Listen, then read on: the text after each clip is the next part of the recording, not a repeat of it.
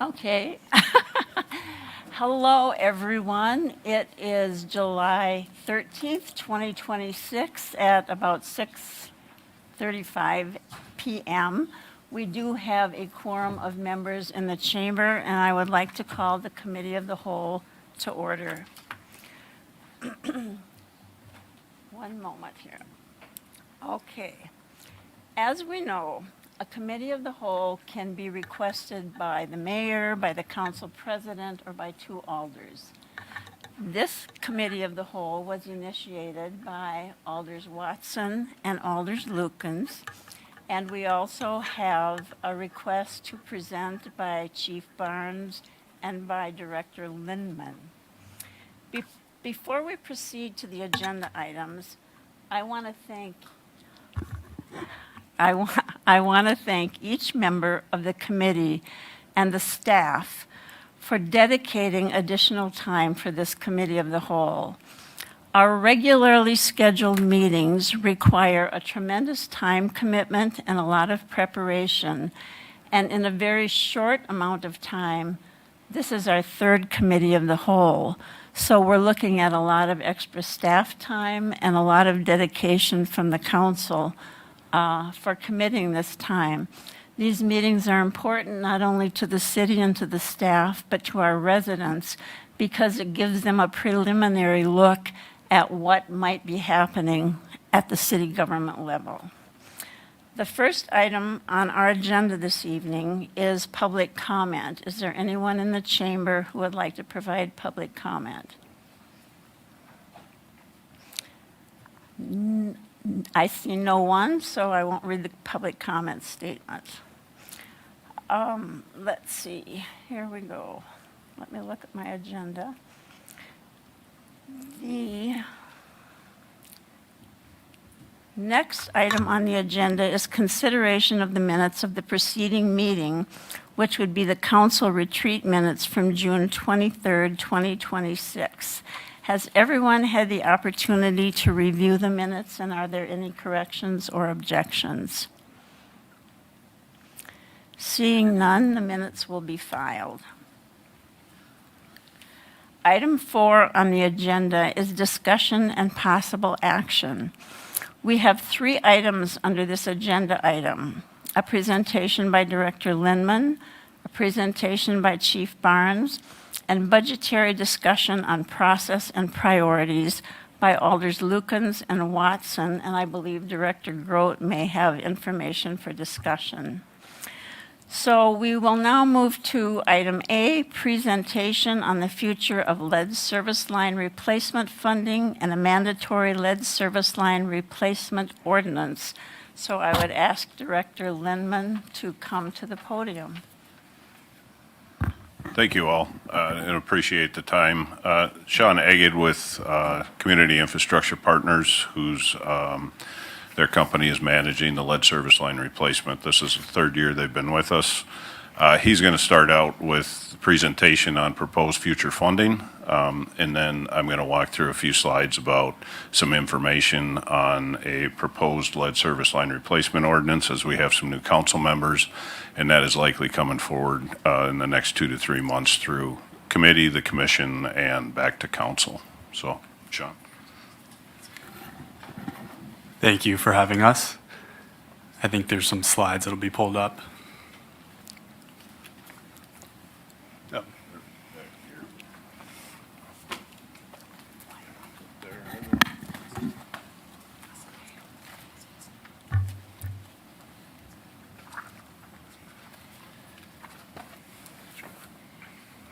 Okay.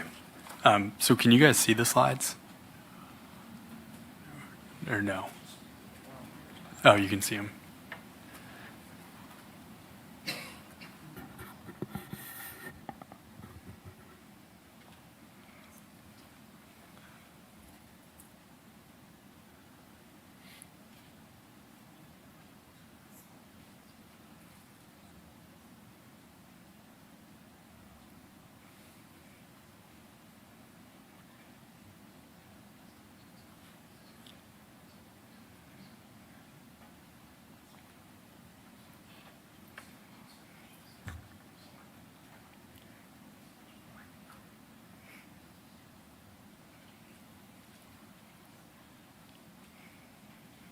I don't need them. I have them here. I just was hoping everyone could look at them. Okay. Okay, so starting on the first slide, after the cover slide, this is just a high-level program summary of where we are to date. As you can see, in '24, we had our first year. We started in July, so basically a half year. We did just over 600, then ramped up to 1,500 lead service line replacements last year, and this year we'll do over 1,400. It's slightly less than last year because there's a heavy focus on rock homes, and I'll explain what those rock homes are in a coming slide. Those are much more complex and slower. One of the key things I want to highlight is, to date, Wausau has received over $20 million in principal forgiveness grants. Outside of Milwaukee, that's the most any community in Wisconsin has gotten for lead service lines through 2026. So that's Wausau should be rewarded for being a first mover, and they have been by getting more principal forgiveness than other communities, especially relative per capita to how many lead service lines the city has. To date, where we are today, we've replaced more than 2,600 lead service lines. That'll be over 3,500 by the end of the year. So far, we have about a 96% homeowner consent rate, and we've completed more than 8,000 verifications to help complete the city's inventory of service lines that were unknown. So if you go to the next slide, as I mentioned, Wausau was a first mover, meaning they took the first round of funding from the Department of Natural Resources, and they also were able to get favorable construction pricing. In 2024, the city bid out the first 3 years of work and locked in 3-year pricing, and that pricing was between $6,000 and $7,000 for a full replacement for construction. Today, some of the communities that are lagging behind, whether it's Racine or Kenosha or some of the other big cities that have 10 to 12,000 lead service lines, are seeing anywhere from $10,000 to $12,000 per service line. So that's another example of how, when Wausau acted as a first mover, it saved millions and millions of dollars on favorable construction pricing. Another success of the program is because of the high production volume, going from 600 to 1,500 last year, Wausau was able to get additional funding from DNR, additional grant funding, whereas in Q3 of last year, DNR came to Wausau and said, can you take on more capacity? We have another $1.5 million in grants if you can do it. As some other communities weren't able to effectively spend their awards, Wausau was able to take on additional funding. And the program's been recognized nationally and even internationally in North America for the Best Utilities Project by the P3 program, as well as Outstanding Leadership in Lead Service Line Replacement just last month from the LSLR Collaborative. That said, there has been some challenges. I think one of the big challenges is there's heavy rock area throughout the city of Wausau, and I have a picture of that. If you can see it on the following slide, you'll see in a minute. Those you can't drill like you can a standard replacement, so they're more expensive and a lot slower. You have to do more of an open trench.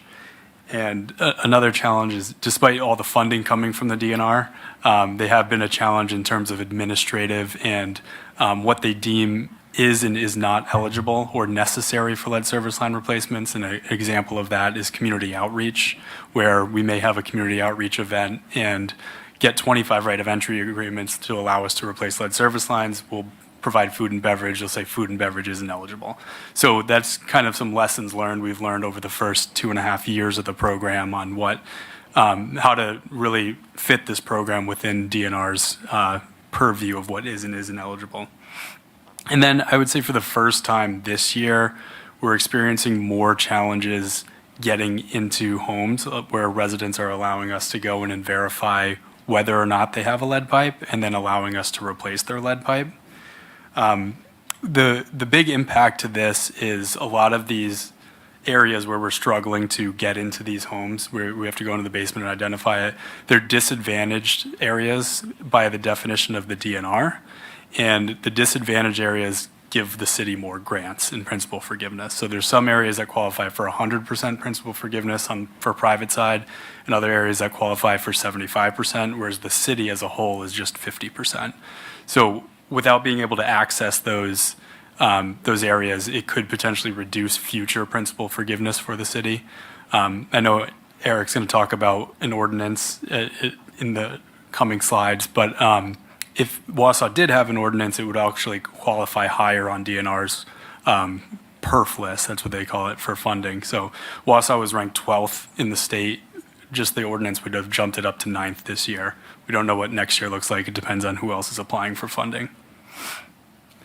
Then if you go to the next slide, the 2026 progress slide, there's a picture of a rock home, and you could see that's much more difficult to actually drill. So it's much more of a trench, and those we can do about 2 of those replacements per day compared to a standard one. We could do 7 or 8 a day for a full replacement. If it was just a partial, we could easily ramp up to 12. So there is a much bigger focus on rock homes this year, as you saw, because the city currently has principal forgiveness money. What we call a rock adder is eligible for that grant funding. So we want to take advantage of it while the city does have that grant funding this year. So we did bid out a big package of 250 rock homes to a new contractor this year called A1 Excavating. They were the low bid. We still have 5-star excavation services as well.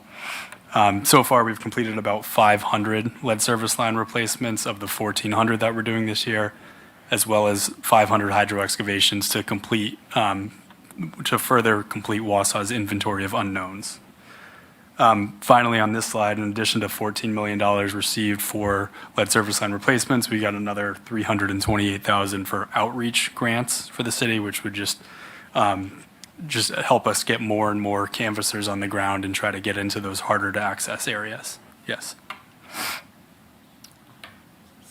Alder Lukens? Thank you.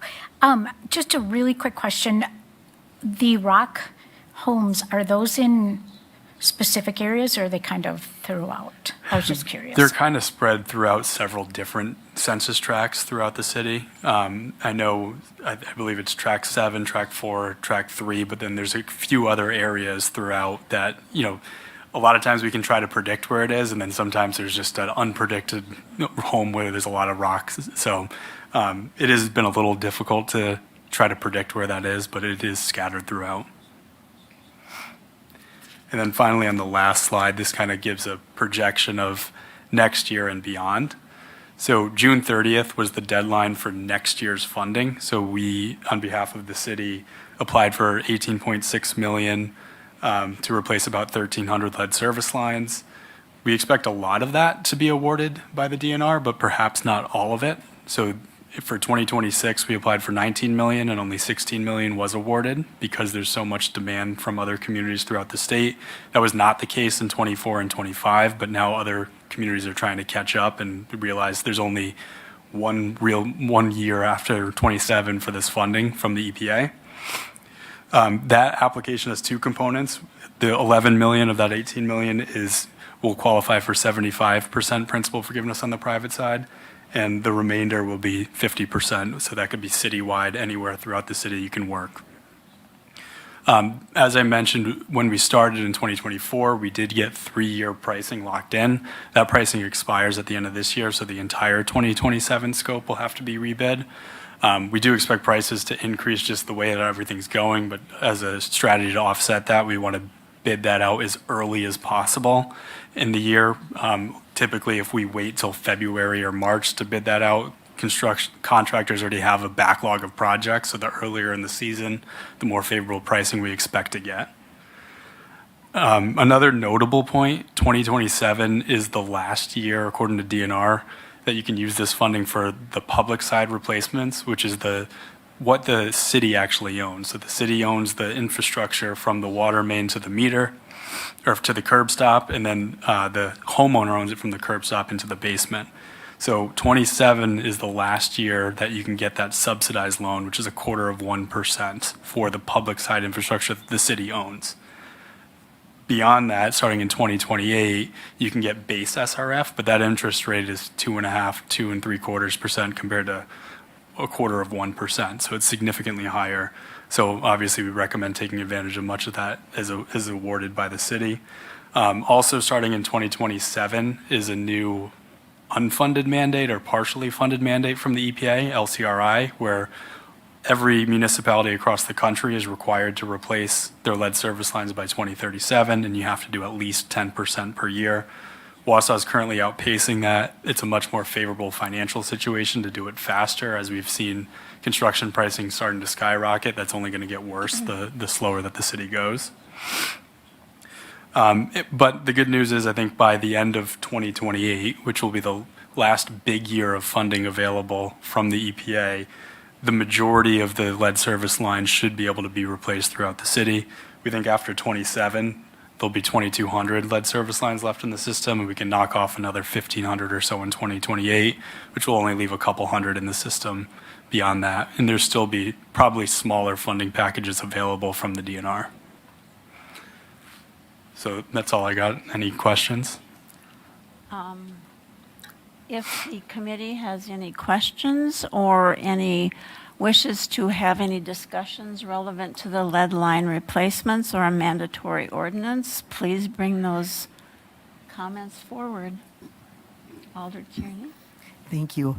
My question is regarding the mandatory ordinance. So from what I was reading, I'm just trying to make sure I understand this, is in order for us to continue to get this funding, we need to do this mandatory ordinance? That's not correct? Okay. So why would we do this then? What I could say is that DNR will give you more points in their funding, their scoring, if there's an ordinance. So you will rank higher on their project priority list with an ordinance. And then the other point that I was trying to make is some of the areas that are considered disadvantaged by the DNR are the hardest to access from our experience this year. And if we aren't able to access those homes, specifically in Census Tract 4, some in Census Tract 7, we won't be able to maximize the principal forgiveness for the city. So Census Tract 4 qualifies for 100% principal forgiveness. And if we can't access those homes, that's less 100% principal forgiveness homes that we'll have for the city. And I understand that from a business perspective, but I have a real hard time mandating to somebody what they need to do in their own home. I mean, radon is an issue. And we don't tell people that, you know what, you have to have your radon, you have to have somebody come in there, check if you have radon, and if you do, you're going to have to get a system put in. I know that this is about money for the city, but you're still telling somebody you have to do this in your own home, and that's where I have an issue. But you have to understand that it's a regulation now with the lead and copper rule improvements. This is going to be mandated, right? So if the utility doesn't have all of the lead water service lines and all the lead out of the distribution system by 2037, they will be out of compliance. So this is being mandated by the US EPA and along with the Wisconsin DNR. So, And yeah. one other point, if a homeowner refuses to do their part, the city can't replace their if the homeowner refuses to replace their lead service line, the city can't replace their portion of the lead service line. So the city owns from the water main to the curb stop. The city's not allowed to replace that if the homeowner refuses, even though the city owns that infrastructure. Thank you. Are there any other questions, concerns? Oh, Alder Trueblood. Thank you for the presentation. How were the original lead lines put in? Were they drilled in, trench dug? In these rock areas? They were actually trenched because there's trenching through the rock. Okay. Yep. Narrower? Yeah, so typically you'd have the water and sewer right next to each other going through there. And most of the time they're 4 to 5 feet deep. They're a lot shallower than really what they should be. Okay. Yeah. So we're replacing and correcting? We are. So when we replace them, they're going to stay shallow, then we insulate them going in. And then the homeowners have the option to pay for their sanitary line to be replaced at the same time if they're running together. But that's Okay. up to the homeowners. Yes. All right. And in the ordinance that mentions galvanized, I'm assuming that's exterior, the same supply line? Everything, setup? yes, up to the meter inside the home. Yep. Yep. Okay. Alder Watson. Thank you, Chair. So I'm looking at the ordinance, Eric, and it looks like I see a red line part. It says mandatory lead service line replacement will only proceed as grant monies are available to fully fund the private side obligation for the full lead service line replacement and all related construction for the property owner. Correct. So that would be what we'd be wanting to like move forward. So if we didn't have the grants to support it, it wouldn't be mandated from how we rewrote that, right? The ordinance that you're looking at is the last ordinance that came to the city council. And that's the language that the city council wanted in there. Now, the ordinance was never approved by the city council, just the language. This will go in front of the utility commission tomorrow for their discussion again before it comes back to the city council. Okay. Yes. And then when you were saying that by 2037, all lead has to be out of the city. It doesn't Correct. matter if it's private or city side. And so what would happen if there was a resident that was like, I don't want to? Right. We would be out of compliance. I don't know what the implications of that would be at this point in time. I don't know if there would be fines. I don't know if there would be just other requirements or limitations of what we could do as far as expansion of the system for future development, those types of things, could be limited. So our waterworks, our system would be out of compliance. And, That is correct. and it could result in fines, right? Yes. Would it ever require us to shut down? It wouldn't do that, right? No. We would get fines. But that's an added expense. Right. Okay. Yeah. And so, all right, that's it. Thank you. Yeah. Yeah. So Eric, unless the current ordinance were changed, isn't that a real conflict? Because you can't say if there are no grant funds available, you don't have to do it, but have a mandated ordinance saying you have to do it or you're going to get fined $50 to $1,000 a day. So Right. that looks at a real conflict, doesn't it? Yeah, when this ordinance come back to the city council, my recommendation is going to be to revert back to the original language, which you'll see in there, which was struck out. In that it leaves it open that the city council can put together, funding options for residents on their side, or the city could choose to fund it on their own, Right. like you have been. Thank you. Yep. Now, are there further, Alder Trueblood?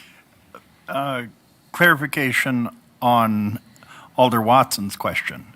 If we get to the 2036, 2037, it appears in the ordinance that's before us, 13.66.130, we could actually disconnect that service. Is that correct? Yeah, we can And- shut it off. That would be in compliance with state statute, depending on the time of year? Because there's certain certain statutes that prevent shutting off utilities in the winter? Right, that's a decision by the city. Okay. Yep. And as far as funding, Madam Chair, it has been mentioned many times in former council meetings that this would not impact residents directly. I just bring that to the council's attention. Thank you. I would also state that right now, the city, the utility, right, has no way to enforce replacement of private side lead service lines. So the only way that the utility can shut a water service off is if the owner did not allow us access to the meter, which we own, to replace or to service. Other than that, even a non-pay a bill or anything, we don't have the ability to shut water off to a resident. It's my personal opinion that a mandated ordinance would not be a positive for our residents. But if there are any other comments, questions, or concerns regarding the lead pipeline replacement? Alder Watson? So, I guess I would like to have maybe a discussion again about reverting back to it, because I see that mandatory and ordinance, it sometimes freaks people out, right? It freaks me out. But I also think this sort of goes back to one of the things we were talking about at the retreat, just more of a communications specialist, somebody that can communicate to our residents that yeah, we're doing this for the points, right? And that our intention was never to make people pay on the private side. So, but I think that goes back to that communications piece. But thank you. Thank you. Alder Lukens. Thank you. And I guess also for me, the benefit of having an ordinance is the points, right? We have a Right. better chance to get financing. So from that standpoint, I mean, I think I probably would be in favor of that, because if we can get more financing, that would be a benefit, but I guess we'll have more discussion. So you'll know Yes. more after tomorrow, correct? Yeah, I mean, I think the commission will potentially make some recommendations. We're also in the process of creating some information to put out to the public, you know? Again, this is not, this really, I mean, this is being pushed down to municipalities, right? This is from mandates coming down from the EPA, right? And the state of Wisconsin as well. If we want to use this funding, right, the principal forgiveness, and even if the city council decides that they want to set up a financing option through the city, right, in some fashion, that people can pay it back over 10 years or something like that.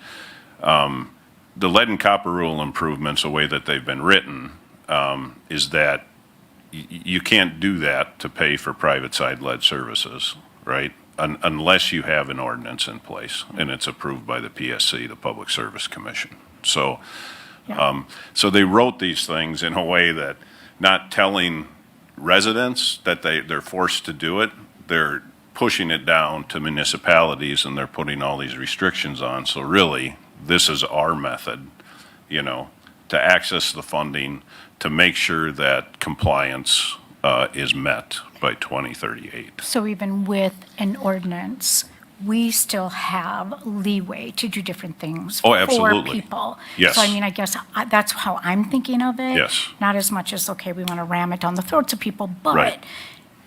the positive for us is we could possibly get more funding, and we can still decide then how to work with people. Yes, the city council will definitely have to decide how this is funded. Okay. Yes. Thank you. Yeah, which will be future discussions.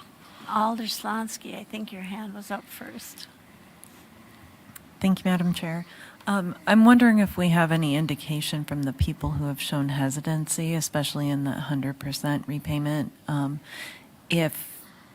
why that hesitancy is, if it is, as Alder Watson said, maybe a communications issue and they don't really understand that it's not a cost to them, or, you know, what we as a city would be doing to improve or to replace the lead lines, but also to replace any damage to their property that may have occurred as a result of the replacement. Do you think it's a communications issue, or there's something else going on? I do not. I think that there's been a lot of communication with not, you know, if it's a non-owner occupied, with the owner of the property, if it's a landlord, and also trying to get a hold of the, you know, we've knocked on doors when we know people have been in there, and there has been no answer. We are working with community outreach entities like OLA and others, right, to kind of bridge that gap for, you know, English-speaking, Hmong, Hispanic, you know, and so I feel like, and we've had multiple contacts, multiple outreach, so the information is there. And I think, you know, we just don't have any teeth, you know, to really do anything more, right? It's really just a voluntary program. And so what we have done is we do, some of those homes, or most of them, have old meters in them, and we're in a meter change out, and we have sent out letters with regards to the meters that we need to get in and change them out. And I think after the second or third letter, we did start getting some responses, because eventually with that process, which is over the course of a few months, we could shut them off in that if we don't get access to that meter. So that's another avenue that we're taking right now. But that's only because some of those homes have old meters, right? If they've already been changed out, that's really not a mechanism for us. And this ordinance, as it's proposed, would mandate basically cooperation on the homeowner's side? Correct, yeah. And does it also, I guess what I'm asking is, would that be on our timeline, or would we have some way of waiting until other people have already done it and everybody can see that it's fine, no problems?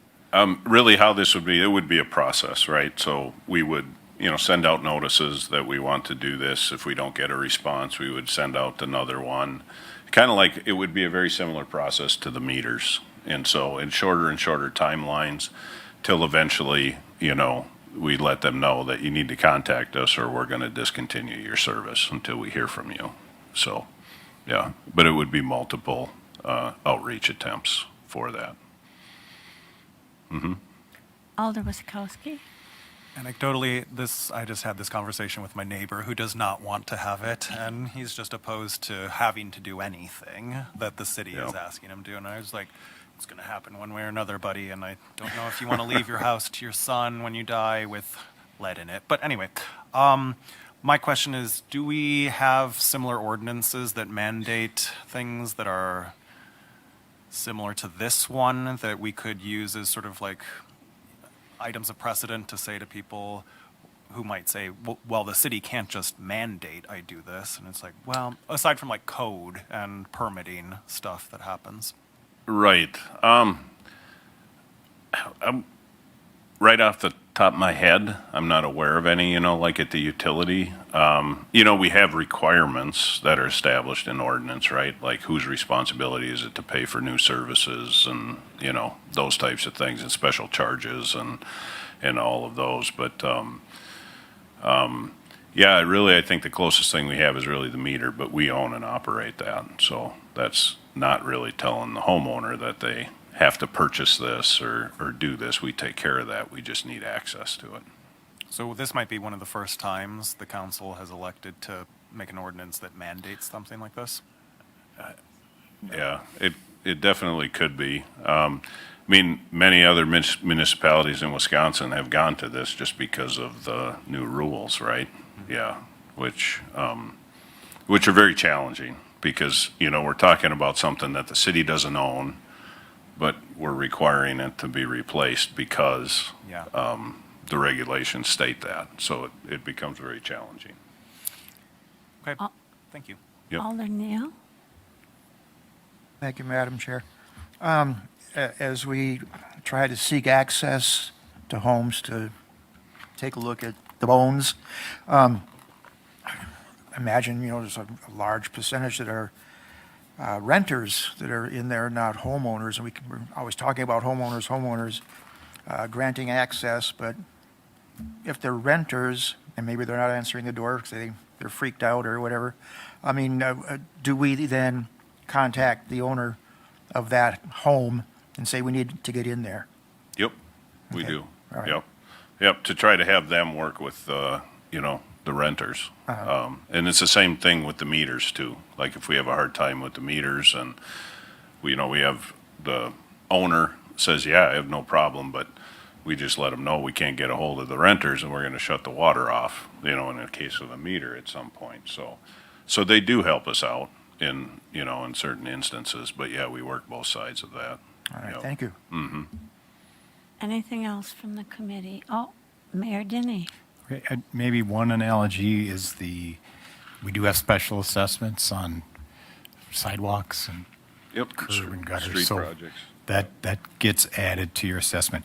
But on the outreach, we have roughly 97-98% ROE, which is right of entry. Correct. Largely because we do have outreach, and two, we've been subsidizing this for the last couple of years. So the city has been picking up the shortfall from the DNR, but that number is going to continue to increase, and we just can't shoulder that. So we need to figure out a way to find alternate funding, additional funding, or homeowner side funding. And mandate will help us do that. Anything else? If not, I don't believe you're looking for any action from the No, committee absolutely tonight. not. So thank Yeah. you for the presentation. Appreciate the questions. Thank you. All right, the next item on our agenda is item B, approving a needs assessment, construction budget, and related budget modification regarding the relocation of the Wausau Police Department to the available UW Stevens Point Marathon campus, converting the existing police department to central fire. And Chief Barnes, you're at it again. This is so much fun. Are we up? I'll run the PowerPoint for me here, but then it's two different slideshows. No problem.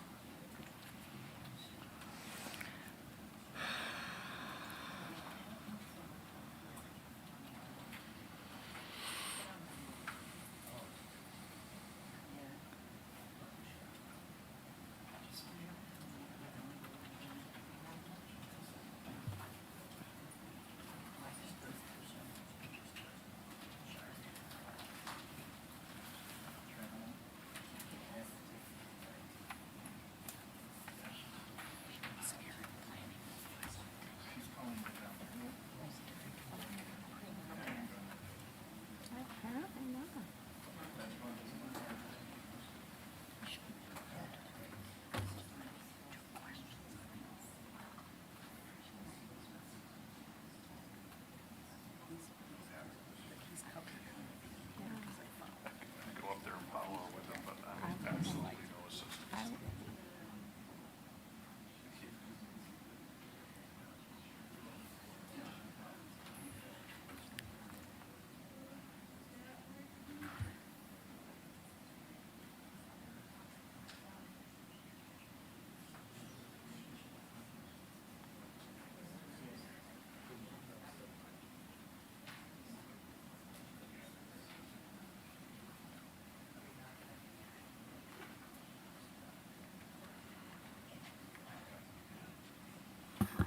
We're ready to roll? Okay, we can go to the second slide right away, I think. So this is an opportunity that I appreciate being able to come to the COW instead of numerous other committees. And the motivation for all of you right now is some decisions. If this is of interest to you, we're going to need some decisions in order to gather information to get real decisions at a later point in time. Ultimately, the police department, we're fine. We like our space. It meets our needs right now. But we were made aware of an opportunity with the UW campus. So hopefully real quick through here, we can talk to you about how that opportunity came to be and what it is, what vision we have for that, how that might be in the best interest of the city. We took a walkthrough. I am not a facilities expert, but I can tell you what I saw and what our staff saw. What the strategic considerations and the financial considerations might be. And then at the end of the day, what do we need in order to move forward if that's of interest to you? Go ahead. As was included in your packet is the request for proposal from Marathon County that owns the UWSP Wausau campus. My understanding is all of those classes are moving to North Central Technical College space, which left that very large campus. At some point, it will be vacant, and they're looking for how to move forward. I'm aware that the Community Foundation has an interest and has put together a proposal to the county for the big auditorium that is immediately east of the North-South Hall, with a concept of kind of that, if the Grand Theater's the A space, that's going to be the B space to be able to be available for the different art groups and performing organizations in the community. I had a meeting with Tim Parker this morning where we just brainstormed about that property when he heard this was going on. He said it's currently 20% utilized. Their goal would be to get it 40% utilized. So they put that proposal together, and the county is considering that proposal. What would the police department need here? North-South Hall, which is the classroom building. It's where I went to college for the first time, between Stewart Avenue and Garfield Avenue. There's also a field house. There's also arts buildings to the south, and there's the dormitories that you can kind of see on this map, on this slide. there's opportunity with all of that. Some of that is totally out of your police chief's lane. I'm looking at it through the lens of what do we need in order to have a police department should we relocate there. The first time the county administrator asked me about this, I just kind of laughed at him and said, no, thank you, because there's a lot of work that goes into a plan like this, and it's not free. And then I had a conversation. One of you had a conversation with one of my captains who came to me and said, hey, I don't know if you know this, Matt, but the UW is available. And I said, oh, I know. I've said no twice already. And he's like, really? I'm like, do you have an interest in this? So I sent the entire command team of the police department. I'm like, go take a tour, go walk around, and I want you to come back and tell me what your vision for that would be. And I was very specific. I said, do not go in by the pool because we're not going to have a pool. And they came back with pictures of the pool, and they said, we're getting a pool. And I said, no, we're not. But they came back, and they had a vision for what that property could look like if it were utilized as a police department. And it would not only serve our police department, but serve this community and the surrounding area, at least in what their vision is. And I think that's where we start. They also came back and said, this property's way too big just for a police department. And why would we be interested in moving when we like the house that we're in? Ultimately, it's thinking about this community. And my neighbor, Chief Kopp, he gave you a $28 million proposal for a new fire department. I've been in his facility. I've plugged a Nesco in there and blown all the fuses. So I'm aware that that facility is outdated and needs work. And if this were to work out and the numbers crunched out right, to not have to build a new facility and use the infrastructure that already exists in our community seemed like an opportunity that you would want to hear about. When it comes, you can go ahead and change the slide. When it comes to the current police department, it works for us. But I would be remiss if I didn't tell you we are at capacity. If we are currently authorized 81 police officers, if you made it 82, the 82nd officer doesn't get a locker. Because there is no space left in a locker room to add either the male or the female locker rooms. We have repurposed space throughout the police department to meet our needs. If you ever want to go for a tour and look at what our detectives' offices look like, my bathroom at home is bigger than their office by a significant margin, and I don't have a big bathroom. They're tiny little shoe boxes. We repurposed a records room. Our technical law enforcement computer technician, her office is in a closet. We repurposed a bathroom into a drug testing area for our vent hoods. We repurposed our OWI booking center into an evidence processing room because as our department has grown, we can't change the walls in the facility. With that being said, if your answer is no and we stay where we're at, we're a very happy department. I think everyone here is aware through the CIP process of what the challenges are for the fire department for central fire.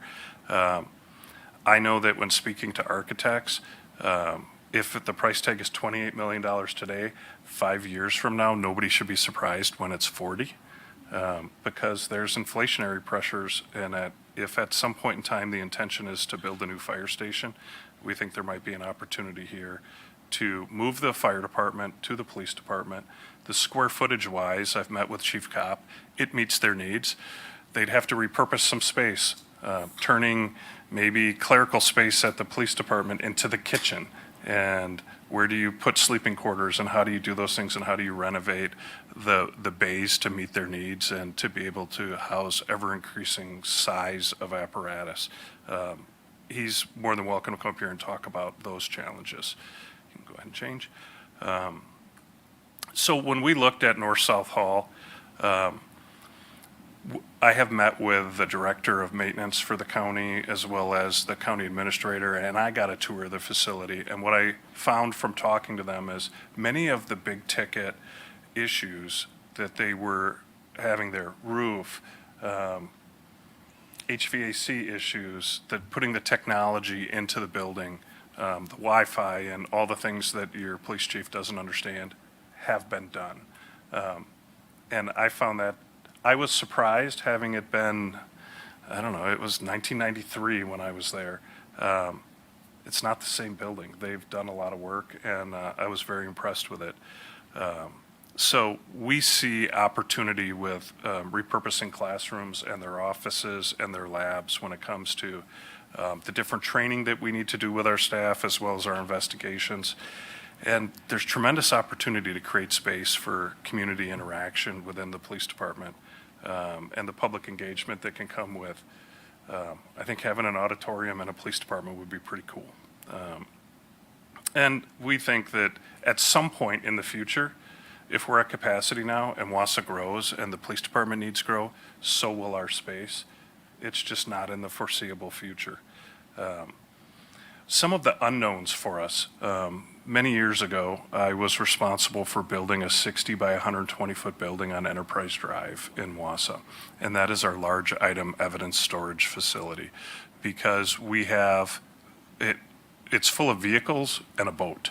And when a vehicle is used in the commission of a crime, and let's say that individual goes to prison for the rest of their life, until they die, we have to hold on to that vehicle and preserve it as evidence. So we have evidence storage for much smaller items that's over in the DPW area, where we have a big facility there. We have our large evidence storage facility as well as our evidence storage facility that's within our police department.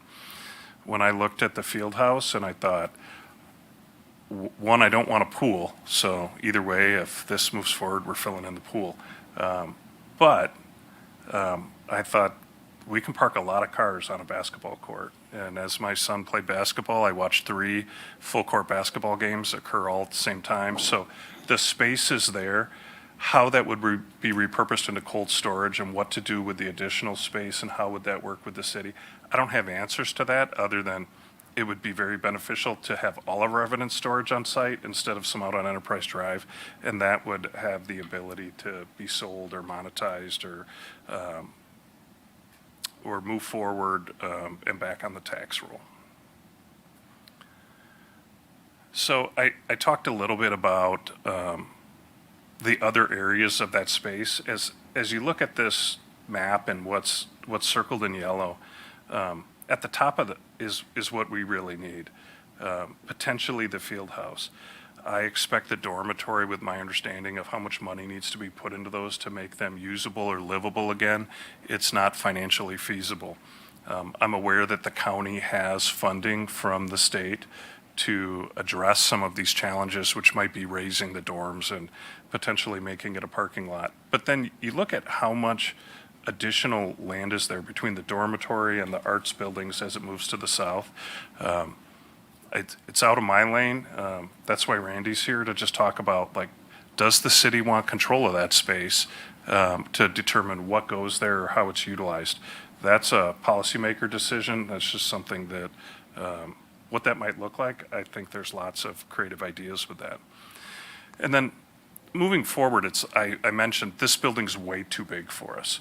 I happen to be aware, I was on a phone call with the county administrator, and we were talking about what this might look like and who are all these different organizations that the police department could lease space to, and what about this group, and what if you get this federal group with, they'll take 3 offices. And it dawned on us that the school district, we're aware that the Longfellow building, which is well in excess of 100 years old, that currently has in excess of $3 million of deferred maintenance. It is not the long-term location for the administrative offices for the school district. Reached out to Cale Bushman, said, hey, you got time to meet? And he said, I'm in meetings all day. I said, I want to talk about maybe us partnering in this. And he's like, I'll be right over. That's easy for him because he walks a block and then he makes it to the police department. Went through the facility with Cale Bushman as well as his maintenance supervisor. They looked at the space. They have the same drawings we do. They're very interested as part of their solution. It would allow them to consolidate some other areas that they're leasing throughout the city to be in the South Hall portion. So if you think going up the stairs to Garfield, the common sense with what schools need to do is, if you happen to drive over there on the east side of the building, you'll see a horseshoe drive, and there's 0 steps to enter the building there. That would kind of be the line of demarcation. Everything to the south of that that'd be the main entrance for the district offices. So they get the planetarium, We won't have a planetarium as part of the police department. It makes more sense for a school district. So just like I'm in front of you asking, do you have interest in this? Cale Bushman, Superintendent Bushman's job is to go to the school board and propose to them what this vision might look like. One of the things that we're both excited about the potential for, should this move forward, is there's quite a bit of space in between these two. Library space, lecture hall space, auditorium space, and not only does that have the ability to potentially serve this community or different groups, but we're looking at the potential we're right in the middle of the state. Everyone in northern Wisconsin that needs to go to law enforcement training has to go south of us. We have to send people out of town for training. To create a training hub both for educators and for law enforcement that exists there, and we would have the facilities which are already designed and appropriate for the learning setting. So we see possibilities to utilize that space in the middle, which would be awkward for a police department or even a school district to have. So not everything is sunshine and rainbows.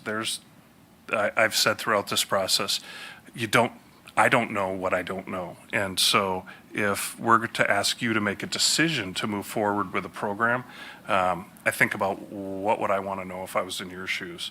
So how much does it cost to maintain the place? There's additional, way more square footage than we have. That comes with maintenance and that comes with utility expenses.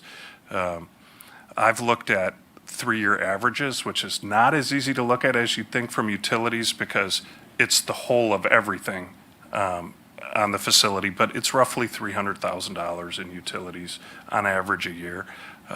It's going to take more maintenance people than the police department currently utilizes with our maintenance staff. I'm sure Eric Lindman's like, how are you going to solve that, Matt? Because not making it his problem. I don't even have to look around to see that he's probably grinning at me. But we would have the potential to offset some of those expenses with a lease with the school, potentially asking them to handle some of the maintenance because they have a large maintenance crew to do all the buildings that they have. We have the potential, if we don't need to build a new fire station, there is the property on Grand Avenue, the old Wausau Floral. There's the potential, if we move evidence there, that the property on Enterprise Drive, which comes with several acres, could be monetized. And then what is the cost to do all this? I have absolutely no idea. Our finance director warned me once. She said, Matt, quit making up numbers. I'm like, but my numbers sound good. And she's like, you need to get real numbers. And Marianne's not wrong with that. So I don't know. I think this has potential to save the city significant money long term, but I don't know that. The way to know that would be to get experts to be able to study this and to be able to look at that facility and give us what the long-term building maintenance outlook looks like. I can't look at a boiler system and know what it costs to, what's the lifespan of it, or how long should these different things last. What's it going to cost to turn the police department into the fire department and a university into a police department? I don't have those answers for you. All these renovation costs, what's the security that we need to add to the building? These are all unknowns, and to be honest with you, if a police chief were to tell you, here's what I think it's going to be, you should be very skeptical because the average police chief has no idea. So like the proposal right now and what makes the most sense to us is FGM Architects is someone that the Wisconsin Chiefs of Police partner with. They're responsible for almost all the new police department and renovation projects occurring throughout the state. So I've reached out to them to answer those questions. Like, here's the approximate cost. Here are the things you didn't think of, Matt, that might be negatives or might be positives to that, and come up with a design for what that might look like to turn it into a modern police department. That cost is $25,000, which is a reduction by 50% on the first quote. I think there's a marketing component to that to be able to cut your cost on the planning end. The fire department has been working long-term with Five Bugles Design. They reached out and said, what if we totally change this? And now we're looking at the police department, and they provided an estimate of $15,000. In our staff meeting, it made sense if we're looking for a budget modification to be able to answer those questions, to do like a not to exceed $50,000, because I don't know what other things get uncovered that we're going to need answers to in order to move forward. I'll stop for a second there as we cruise through these. This was simply an opportunity that I felt it's appropriate that you guys get to know about and see if this has interest to you. To move forward with a proposal, it's going to cost us about $50,000 to get the answers to make good decisions on whether that proposal makes sense.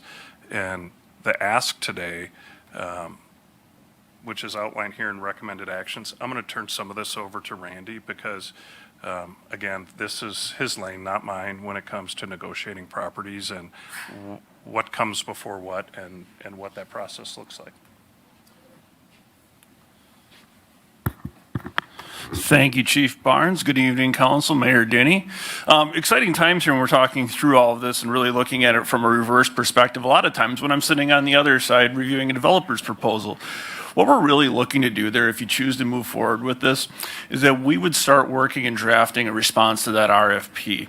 We want to start working through that. Is a little bit complicated. There's a lot of moving parts to it. Part of that would be approving a budget modification. So my whole goal with this is that we're not spending money besides staff time in preparing and taking forward a proposal to the county. But we want to make sure that we show our commitment to moving forward with our proposal. So a budget modification, we wouldn't be spending that money, but we would be approving the budget modification so that if we do get chosen, that we can move forward in a timely manner. Part of that is, and we'll talk a little bit through this, it is a competitive process in terms of the RFP response, and I don't want to put all our cards out there right today in public session. So what we would be proposing is August 12th, having a closed session so that we can talk a little bit about the deeper parts of our proposal and how our plan is so that we can be in a proper position and negotiate with the county if we are selected. Talked a little bit about not wanting to spend money. Chief Barnes just talked about the two different proposals, $25,000, $15,000 in terms of getting design study. We wouldn't take that cost on until we were chosen. So we're not spending money until we know, similar to how we do a planning option or due diligence as a developer when they're working with the city, we would look to do that same thing so that we're not spending this money until we know that we're the chosen project potentially for this site. So that would give us time to go through, conduct the facility assessments, develop those cost models, renovation concepts, imagine a lot of fancy pictures, numbers, bringing that back to council for your final decision. That'll give you the opportunity to weigh the costs, impacts, advantages, disadvantages, and make a decision whether we want to go forward with that proposal. And then if proposed at that time, we would do the purchase of the property as well as begin modifications. So that's that piece of it. I don't know if you have more in your presentation to talk about, but I think we're both open to questions.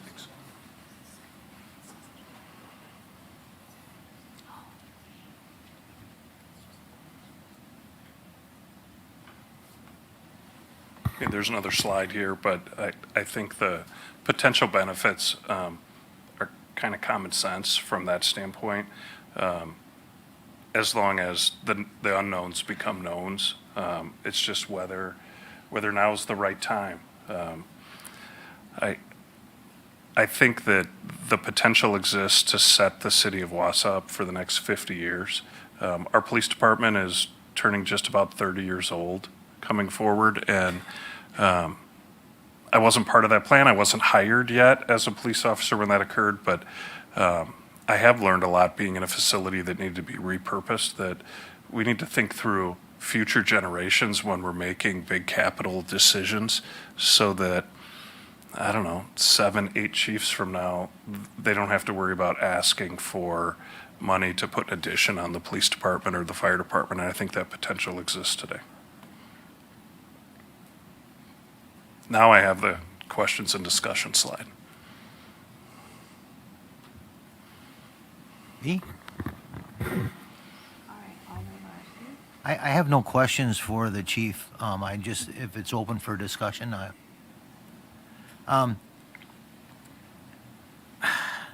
do we really need another old building? I mean, if we take this on, How do we know the HVAC's bad? How do we know we won't have to spend another $1 million on a roof in 10 years from now? We were told, when I was on another committee, I suggested that we move the unhoused into the dormitory building, and we were told that it was unfeasible because it would cost millions and millions of dollars to do whatever they needed to just put unhoused people in there. You know, it's something to have the city's wants and the city's needs, you know, and I don't mean to be sarcastic or anything, but, you know, in the past, it seems whenever the police and fire department come here for an ask, we always give them. But in the meantime, we've got over $200,000 invested in a survey for our fleet facility building. You know, our fleet facility building is Chief said our fire department, our police department's 30 years old. Our fleet facility building is 80-plus years old. And yes, I feel sad that the police and fire department may be outdated and they may be crowded, but, you know, our fleet facility building has been crowded and dilapidated for decades. And yet that continues to be overlooked. You know, maybe we need more monthly reports on how we need a fleet facility. And maybe I just hope that, you know, I can't support anything for the police and fire department until we really get a needed fleet facility, because without our fleet facility, our police and fire department don't roll. You know, we've got over $200,000 invested in designs and plans for that, and we're sitting on it. You know, I asked the city to get off their duffs and make the hard decisions they need to make to move this forward. So once and for all, we can start working on the police department and the fire department. But I don't think it's appropriate for us to keep putting aside the needs of the city for the public works department. It just always seems to get pushed aside. It's something that we've been working on for 6 years, and we're no better off than we were 6 years ago. And until I see a fleet facility building being built or in the process of being built, I'm not going to support a new facility for police and fire. Thank you. Thank you, Alder Larson. Anyone else? Alder Tierney? Thank you, Madam Chair. Alder Larson had said something that I was a bit concerned about as well, Chief, is the age of the building of the UW. The room is there, obviously, there's plenty of room, and then some. Maybe we should use it for a fleet building. No, I'm kidding. But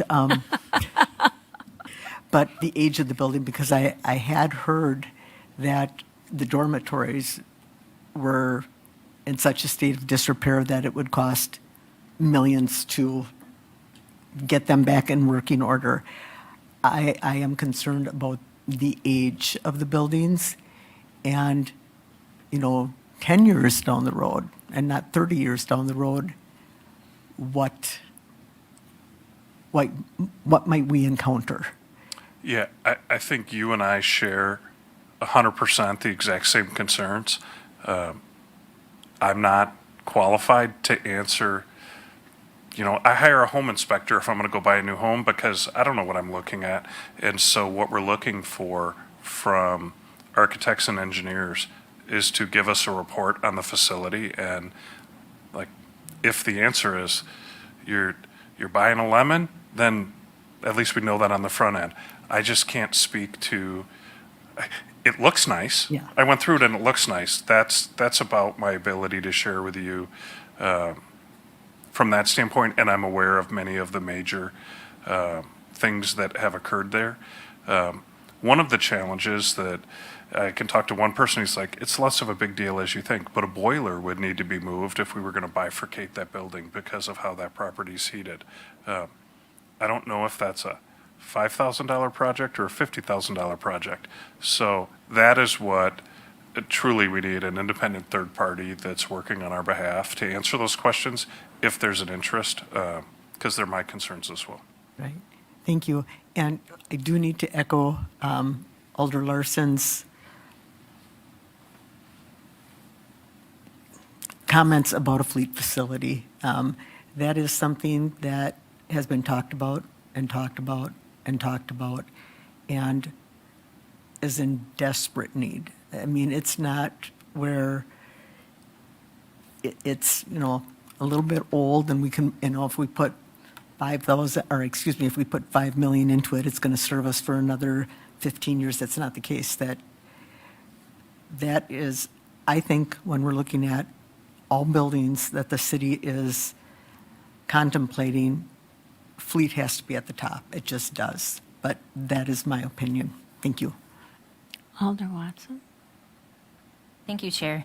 I personally think the idea is brilliant. I mean, this is a spot in the middle of our city. And I really like the idea that we're thinking about shaping what that looks like for the years to come. I also, I think it's a really important location, too, for the college. I think the college is a really important location for us as the city. And I think we have some opportunities to partner. But we won't know what this looks like unless we sort of get into it. And I absolutely agree. If the buildings are crap, then they're crap, right? We don't do it. But I know as sitting on the county board, they did mention about the HVAC and stuff like that. And I think I remember you guys being a little hot last summer. The chillers weren't working that well. So, I mean, you're happy, but I think real good HVAC would be nice, right, for the police. But, I mean, I think if those studies go through, it's a very nominal, small fraction to, investigate something that could be an awesome partnership. Maybe even we could get some innovation grant monies, because this is 3 different governmental entities partnering together. Probably not. Randy was like, innovation grant's a little hard to get. But, there's opportunities, right? And this is a partnership. I think it would be great. So, I'm really excited. I'm glad that you guys took the initiative to do this, and I think 40,000 to see if this would work would be awesome. Randy, did you, about the innovation grant? Yeah, just wanted to follow up on that. Yeah. A lot of the innovation grant is for services coming together, not necessarily cohabitating in facilities. But But I can see as some these, magic with the shared spaces. There could be some. we can try to get creative as possible on it. I just do want to address one other thing, a conversation about the fleet facility. That's something that not only you're talking about, we're talking about it just as much on our side of it too. We're in some really early discussions, and hopefully something that might come to infrastructure in your August meeting, talking about a potential new solution to that. So I just want to make you aware that it is something that is front of mind for us. Really, the reason I think that we're here at ACOW is the timeliness of what this potential move could look like, and it requires us to have a submittal in by end of August. So there's a timeliness factor, and sometimes when there's deadlines, things have to move on and get done. So just wanted to follow up with that. Thank you. Any other? Alder Slansky? Thank you, Madam Chair. Randy's last point was exactly mine. I think we talked at the last COW about how pretty much all of us are behind the new fleet facility, and we realize that it's a high priority. But I think this is a very exciting potential that's well worth exploring, and the time frame on it means that we either act pretty fast or we risk looking back in 5 years and saying we really should have explored that possibility, and now we're looking, at spending more on a new facility. I think it's well worth the nominal expense to explore whether or not this would be a better long-term fiscal investment in what we know is going to be coming, even if it's not our top priority right now in the year 2026. So I will be supporting it. Alder Martins? Thank you, Madam Chair. I'm not sure where exactly I land on this proposal. The $300,000 utility bills, annual utility bills, does give me pause. And I know one of the concerns with this building is that, it's all 5 of these buildings share a common physical plant, so it's like a package deal. You know, if we want North and South Hall, we get everything else. And that's the big issue that I have, in that I don't think it's, it might be, utilizing a portion of North Hall or South Hall as, for a police department might be a good idea. I have concerns about some of the spaces, like the lecture hall spaces, the kitchen, the union, those areas that might be better utilized by other entities. I think I'd really like to see the field house be used as a community space. I think that, when we talk about best uses for buildings, it would be great to see that. I know at our neighborhood meeting last week, one of the concerns the residents have is we're putting money into redoing tennis courts, but the basketball courts are in terrible condition, and now Parks Department's using the field house for open gym, open basketball, which is great. And I remember, when I was way back in the day in 4-H, the field house was used during the fair for exhibits and whatnot. So I know it's a very versatile space, and I'd hate to see that, see that building taken off out of the community's use by another purpose. So I don't know. Maybe this is a good idea for us. I don't think we're going to ever come out ahead in leasing space in North and South Hall. So, that's going to be a commit, if we're going to commit to this, we're going to commit that it's going to cost us money, to keep that very large building up and running. So, thank you.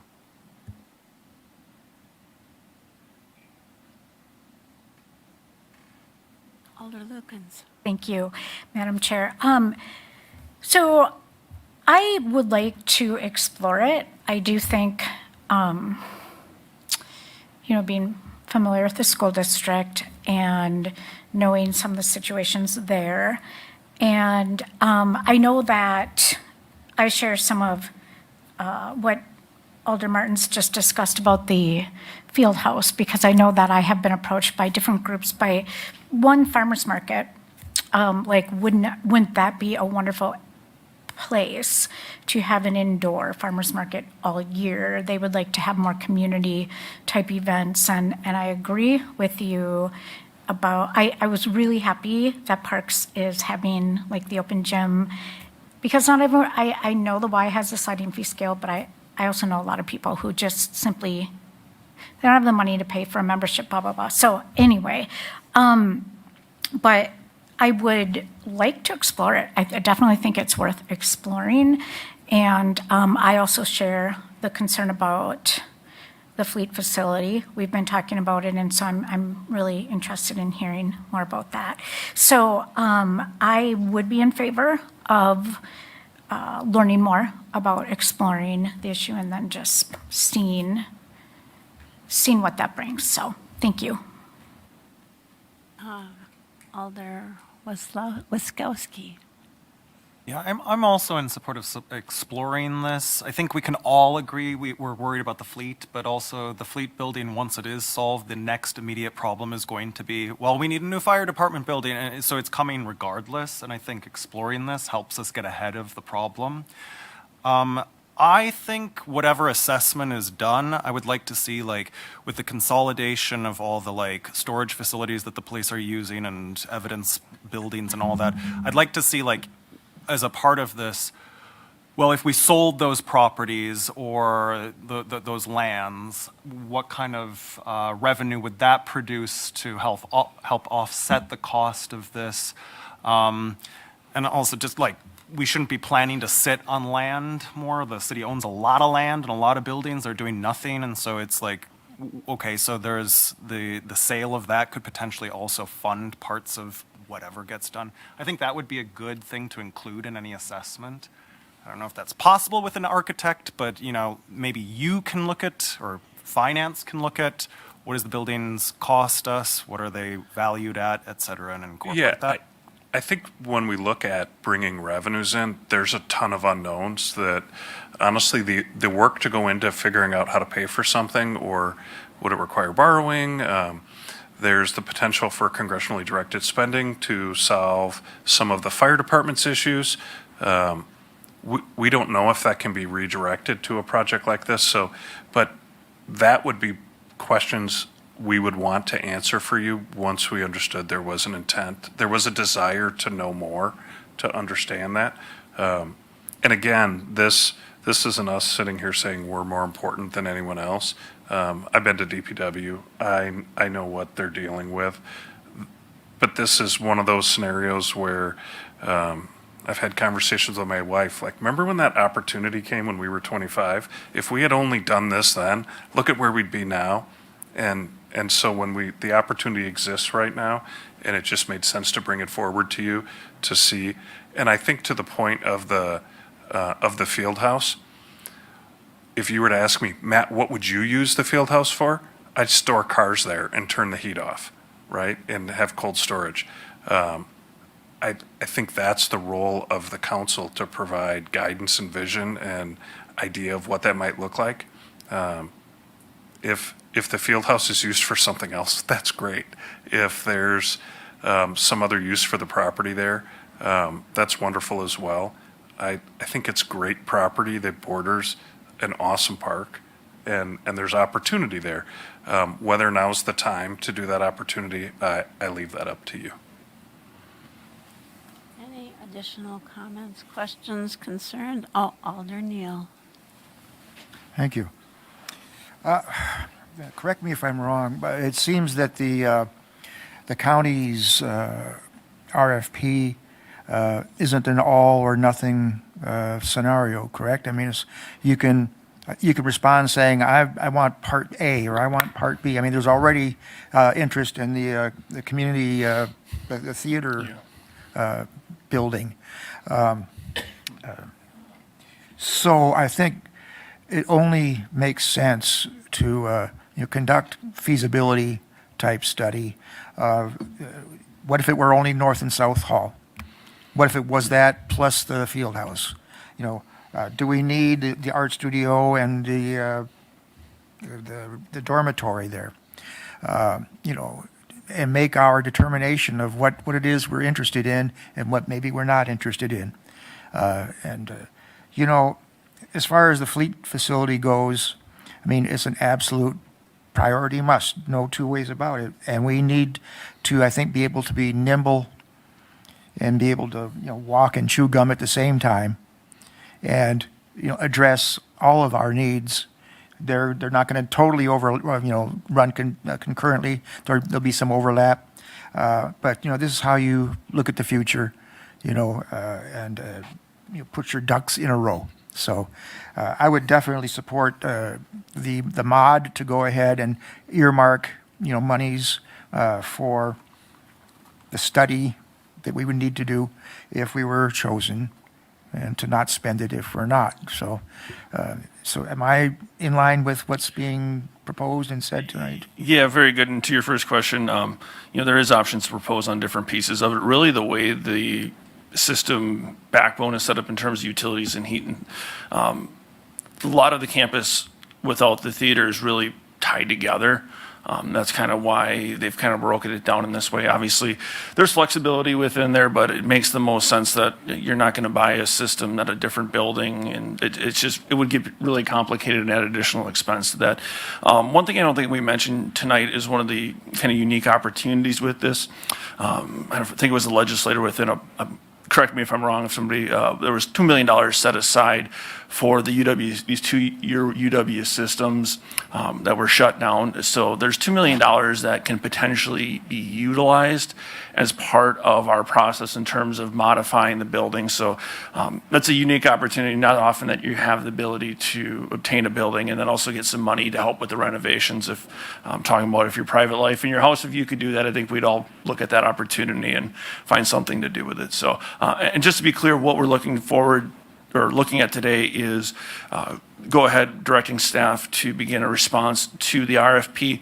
A budget modification would go through your finance committee as well as council at your August meeting. Thanks. Okay, okay, Alder Trueblood.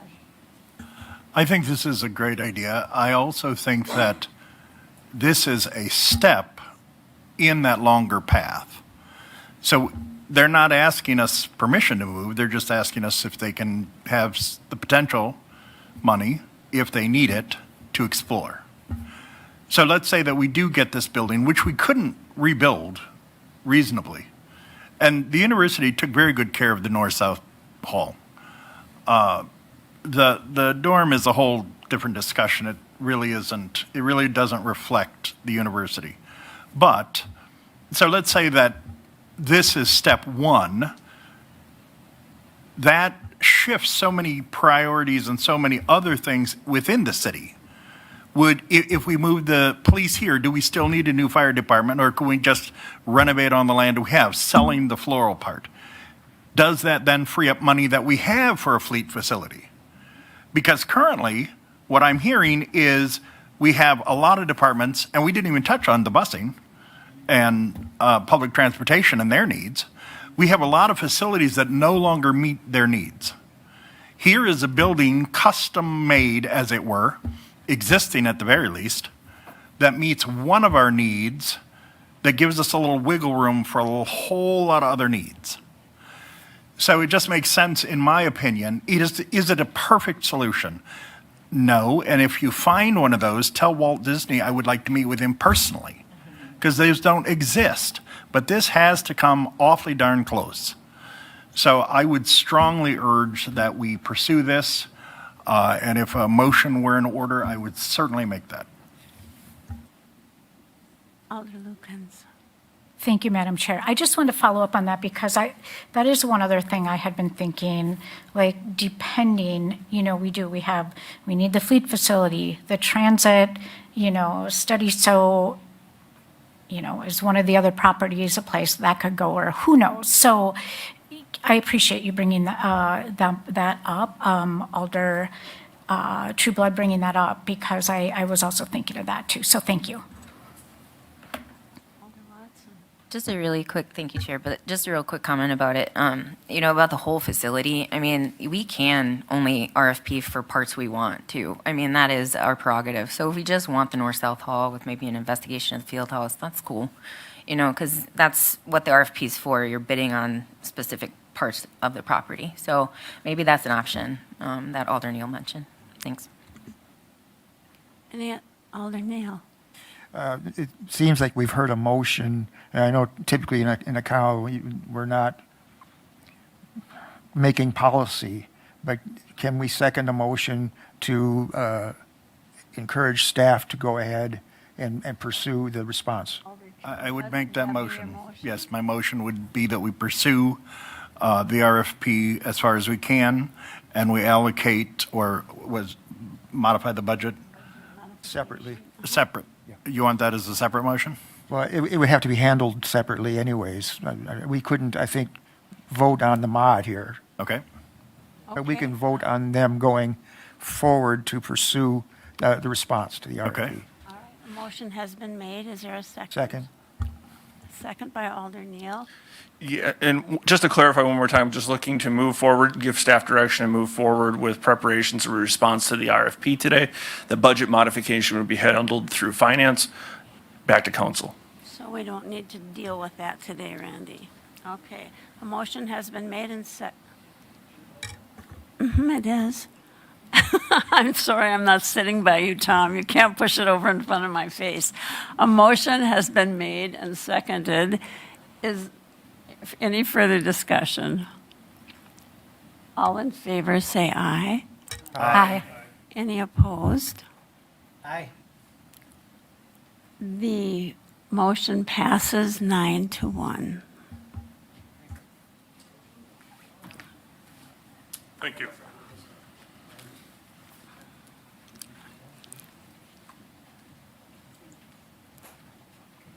Yes. All right. The next item on our agenda is item Let me take a look here. Madam Chair, if I could, point of comfort and take a bathroom break real quick? You may, yes.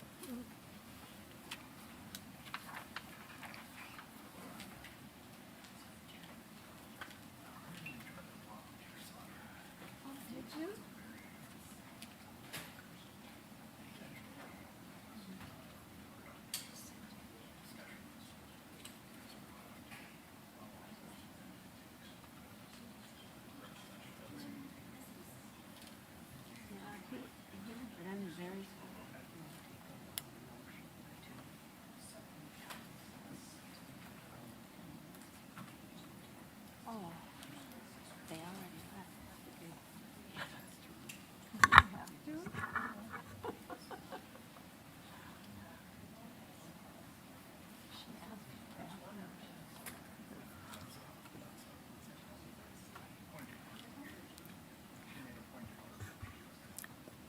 Would anyone like to make a motion to recess for 5 or 10 minutes before we proceed?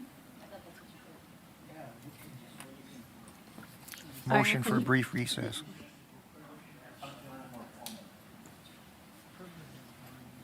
Point of privilege.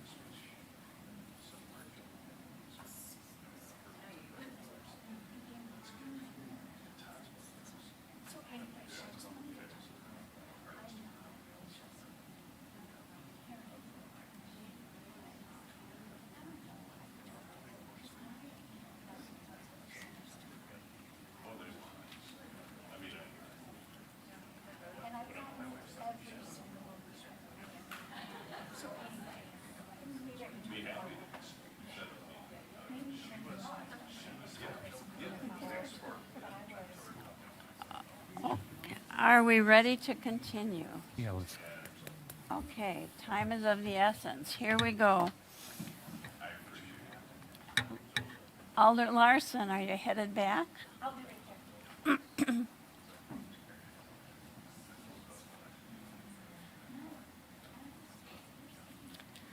Okay, the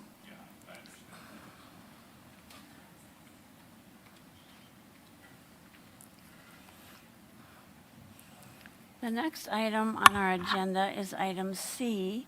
The final item for discussion is budget process and priorities. Since Alders Watson and Alders Lucan initiated the committee of the whole tonight, I would like to, without committee objection, open the floor to both alders as a duo to allow them to discuss their concerns and ideas regarding budget process and priorities and why these items were brought forward. Thank you, Madam Chair. I just want to say that Alder Watson is really the brains of this, more so than I am. And so this is, she's economics, right, too? So yes, we both are, but if it's okay with you, I'll let you do more of the talking and just back you up. Is that okay? Okay, thank you. Well, I just want you to know that you are free to interrupt and speak if you like. Thank you. Okay. Thank you, Chair, and thank you, Alder Lukens. And I think this is just something we, I don't know, it's just important, I think, just to have a discussion on. So I wrote some stuff down so I'm not totally all over the place. But so, really before we get in the discussion, I do want to say that it's not really about micromanaging staff. It's not questioning any of the work they do. The finance staff is amazing. Mary Ann's amazing. I like the process. I have a lot of confidence in all of our department chairs and heads. It's just really the process behind it. That's what I want to clarify a little bit, and I'm just advocating for a stronger process. So the budget is probably, I think, the most important policy document that we work on. It shows our preferences, it shows our, our priorities, what we think is important, and with a couple, hundreds of millions of dollars of budget, it's a really important discussion, right, for us to have. So I think it really should take longer. I think we should monopolize more of our meeting time and our annual calendar year for it. And I liked the timeline that Mary Ann put in that final page of the presentation we got today, and it sort of shows that timeline. What I wanted to sort of point out is that gap, right, between when we set our priorities and when we see it. There's quite a bit of gap in there that I think we could add in with some more deliberate discussions at committee, deliberate discussions where our priorities and money, planning in advance, planning ahead. I think that would be beneficial. So I would love our discussions to start earlier, like April, May, especially if we have an election. April and May would be perfect timing for those new alders.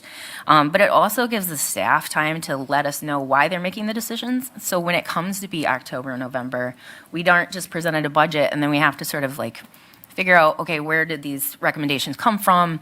Do we agree with them? Do we want to make changes? So it offers more clarification, I think. Also, I don't think that having more discussion means we don't trust our staff or anything like that. I think it's just, it allows for more ideas to be heard, more people to hear those ideas, more perspectives, and then just to be able to touch those our taxpayers, reach them. And I think as we see here on this, I love this infographic, by the way. I don't know, was this Terry? Amy actually put that together for me. It's beautiful. I love it because number one on the front page is communications with residents. And I think that's a huge thing that I think just talking budget the whole year would just solve a lot of that. I don't know. I don't see it as I guess it's sort of a hesitancy. I see some residents just hesitant about some of the decisions because maybe they just aren't fully informed. So that's sort of, I guess, my hope for you guys, is to sort of think about, I wanted to hear what your thoughts were on just timeline process, what you like, what you don't.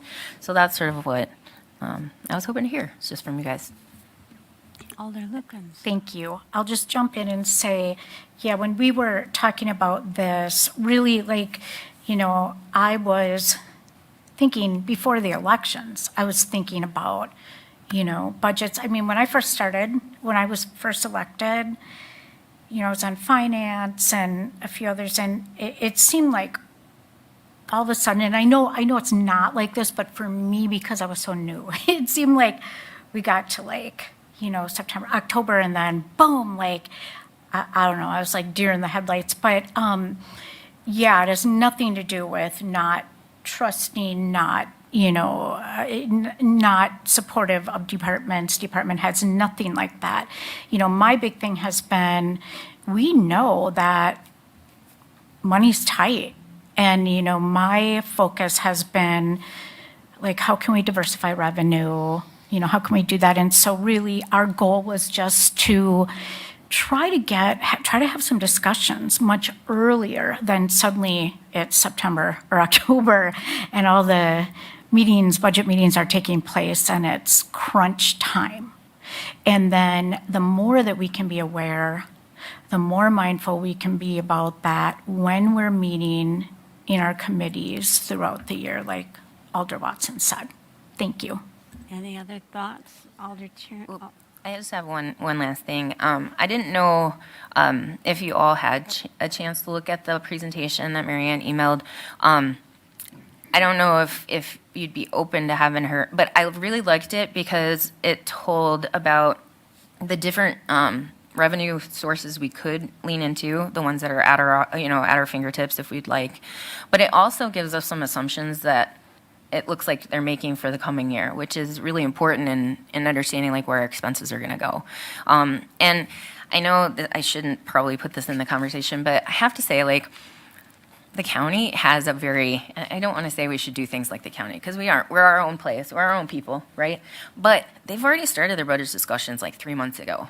And I already know the assumptions that are going on for these projections, like 2 weeks ago. So I think this is a really important thing we need to know, because this helps us make these decisions. Like if we, have a guesstimate for revenue totals, how much is health benefits going to go up? How much are, what capital expenses are. So like, there's just a lot of questions. So, so I don't know if we want to have Marianne present or just have some people chat. It's up to you, Alder Chair. Tierney. Yeah. Thank you, Madam Chair.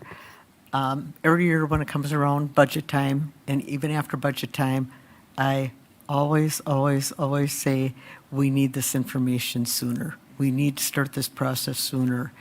And unfortunately, we get down to crunch time before we're getting this. And I wholeheartedly agree, after having been on finance, this is my 3rd year, that these decisions are way too big to be getting this information last minute and crunching in, 4 finance meetings back to back, trying to make decisions off of a great big book that we had maybe a week before we talk about this.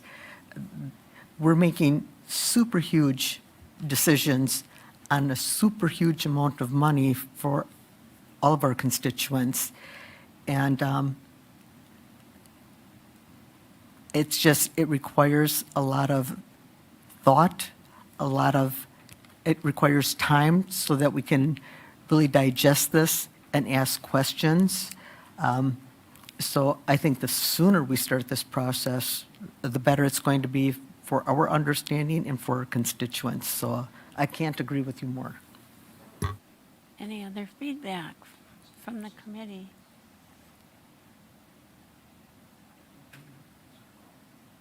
We can't hear you. If you could, thank you. It's right in front of my mouth. I speak too quietly, I guess. Is there any other feedback from the committee? Mayor Denny. Well, I would point out, at the timeline you're referring to, there is a piece missing, and that would be, according to the budget book, the council should be meeting in March to set priorities. We've never done that. But it could be like Alder Watson indicated, it could be a few, maybe shortly after that April timeframe, and that's setting priorities.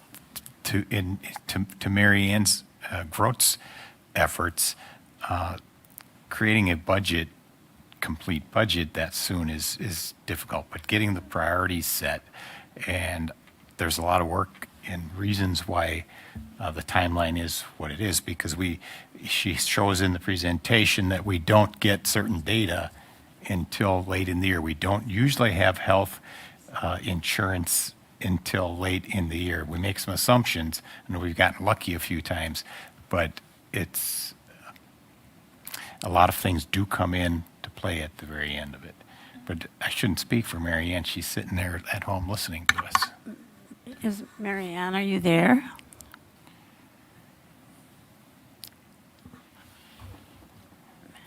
Marianne? I'm there. I'm here. Okay. Sorry. In lieu of the hour, Sarah did ask if the committee would like a presentation from you.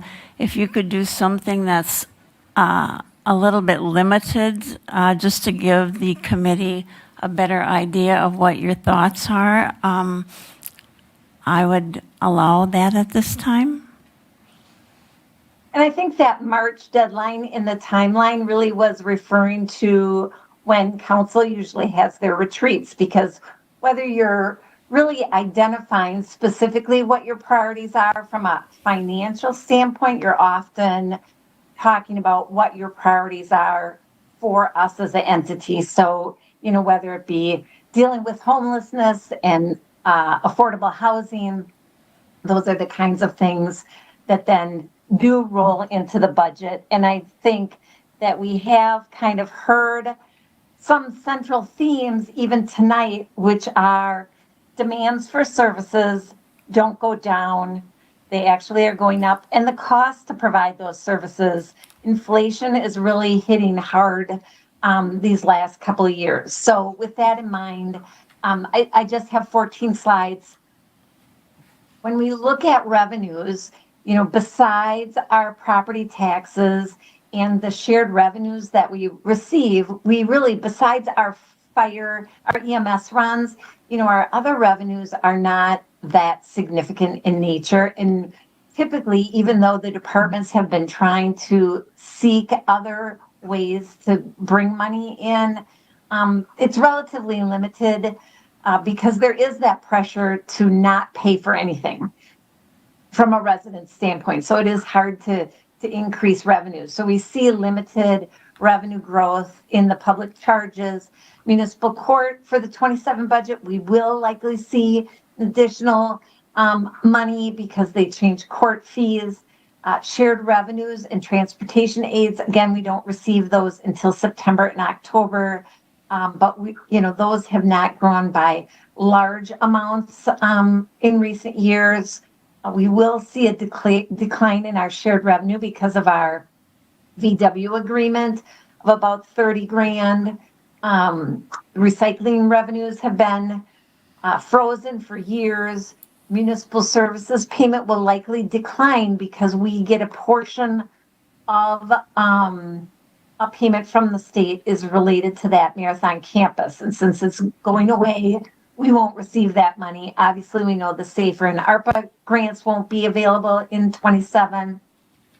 And from a timing perspective, we just received at the end of June what our transit aids will be for 26. So we're always kind of in a delay with the state and feds on transit aids.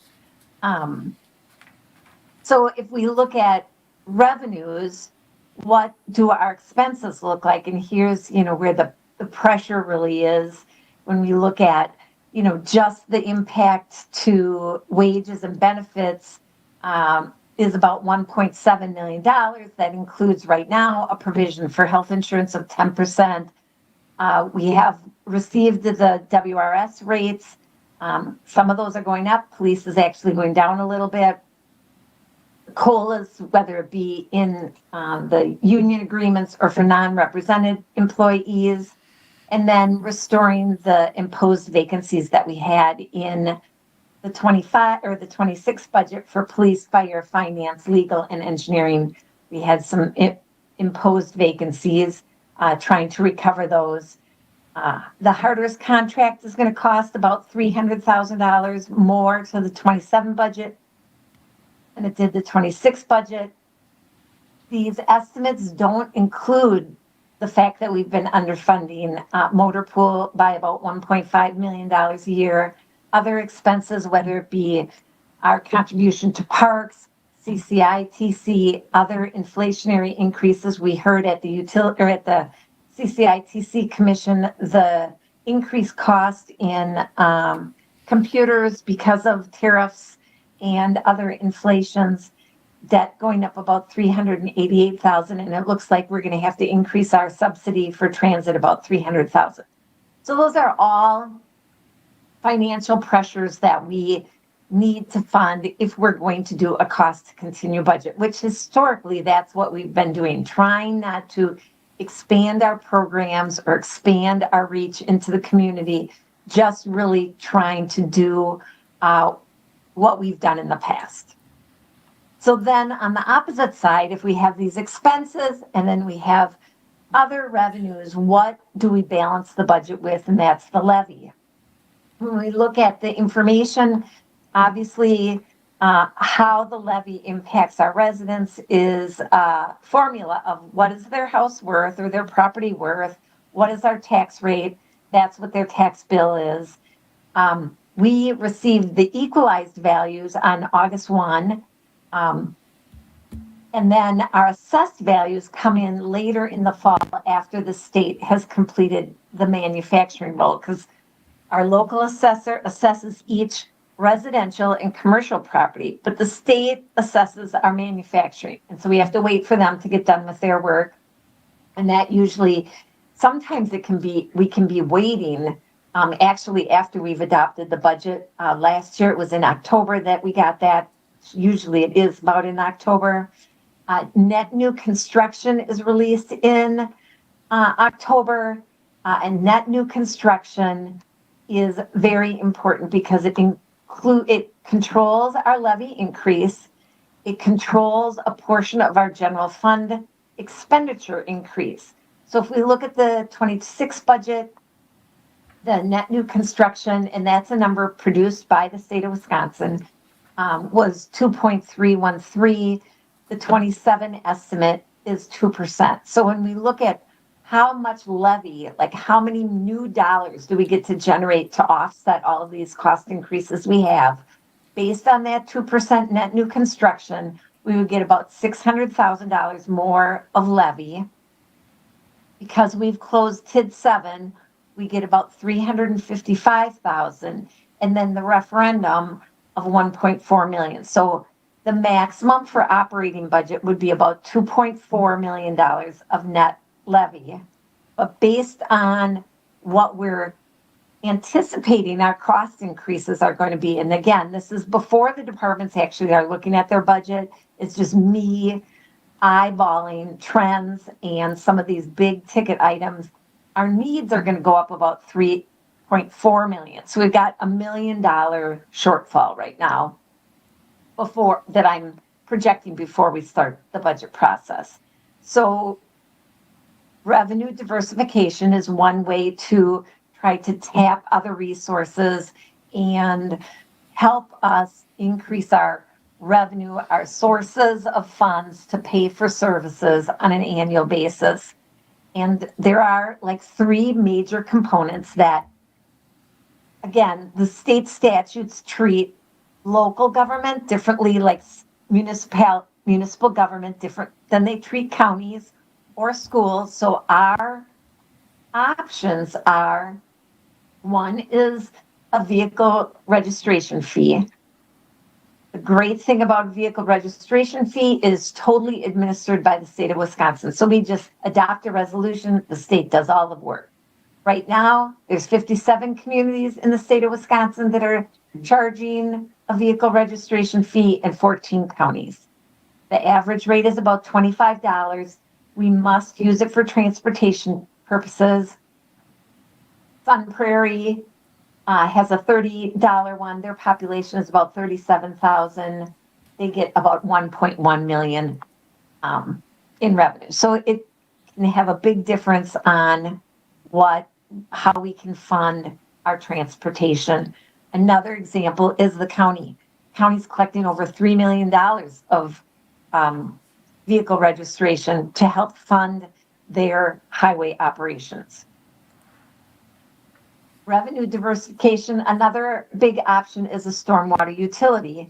So we pay for that infrastructure underneath the ground that collects stormwater and manages it based on the laws that either the state of Wisconsin or the federal government have adopted, and those laws are changing and mandating the way we treat that over time. You look at your properties, you determine a fee structure based on what they call ERUs, your impervious service. Typically, each house is kind of treated the same, and the commercials, you actually do measurements, and so those dollar amounts are a little bit less static, but we would have to decrease our levy. So the state law says if we implement a stormwater, we have to go back to 2013 and see how much we levied for stormwater in that specific year and reduce our taxes by that amount. So you would only see the incremental new revenues. Right now in the state, there's 123 communities charging stormwater. Locally, it would be Weston, Stevens Point, Rhineland, or Anago. It's usually on your utility bill. Weston collects about just under $1 million, and each household pays about $70 a year in Weston. And the businesses, like I said, their dollar amount would vary. Again, you're going to assess not only residents and commercial properties, but you're going to assess your nonprofits too. So examples of real dollars that we're spending on stormwater just in 2025, 1.2 million for the Able lift station replacement, and just Cherry Street and Randolph were 1.3 million of maintaining stormwater. And that doesn't include all the maintenance that we do to, clean the catch basins, minor catch basin repair, those kinds of things, and street sweeping. There's a lot of different services that we provide or activities that we do that qualify under stormwater. Another big one is refuse and recycling. That would fund our curbside collection. It would apply to single families, to quadplexes, and most residential condos. This again is one of those where you have to decrease your taxes to offset the garbage, but you don't have to for recycling. And you go back again to that 2013 budget. Locally, Rothschild, Rib Mountain, Weston, Cronin-Wetter, and the Village of Maine all have a separate charge. These they typically are collecting on the tax bill. Again, there's going to be a little bit of work to shore up our numbers and, apply that on the tax bill on an annual basis. Looking around the state of Wisconsin, what do other communities charge?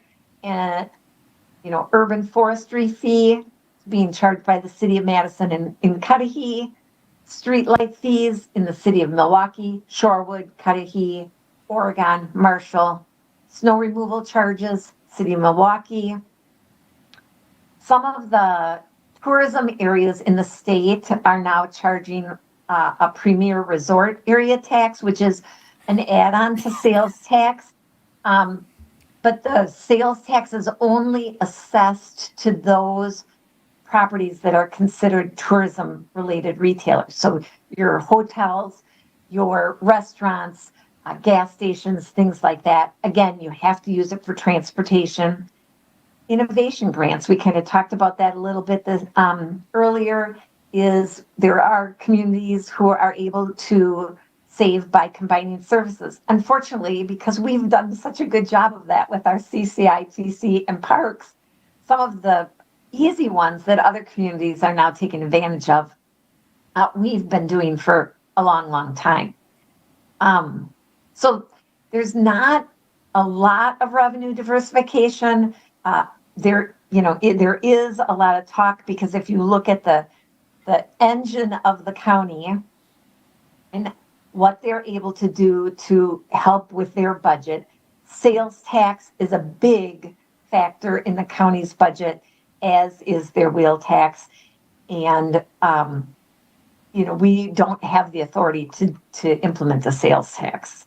When I remember I was working in government when this happened, but it was initially in the state statutes that it was to be used by local municipalities, and no one was there was no local municipality in the state of Wisconsin at the time using it, and the county said, hey, if they're not going to use it, we want it. And so the state law was changed and they gave it to counties. That was, almost 30 years ago that happened. But I actually remember the day it happened, or maybe not the day, but the year it happened. Capital projects, again, this is an area that we're seeing deferrals because we just don't have any revenue sources. And we're borrowing for basically all of our capital. So this year in the budget, like the requests for just the roads, the sidewalks, and storm is $7.6 million. The reoccurring projects, those are all of the cameras for the vests that the police use, replacing small like hoses at fire. It's all of our PCs and cameras at facilities. Those are the kinds of reoccurring expenses that we're trying to add. We're funding that about $800,000 in levy dollars. And then CIP is underway right now. They're having a meeting this Friday, and we're only levying about $500,000 for that. So really, again, it's because once we get operations funded, there's just no capacity to build a pot of money for other things because we just don't have any revenue sources.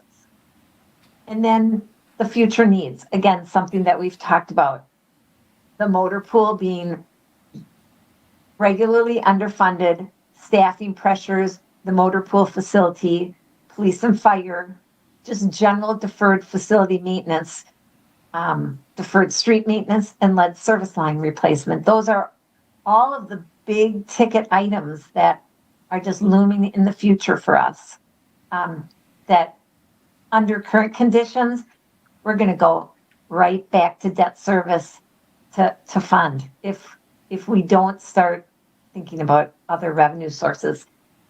So it's an important part of the discussion, and it will take for some of these some finagling to establish that fee schedule and get it implemented, and then again we won't get 100% of the impact because we're going to have to reduce the levy accordingly. So that's it. Hopefully I didn't take too long. Thank you, Mary Ann. Alder Slonsky, did you want to comment? Thank you. I have a question. Mary Ann, when we're talking about the wheel tax and you said it has to be used for transportation purposes, how broad is that category? Would it cover street maintenance? Yes.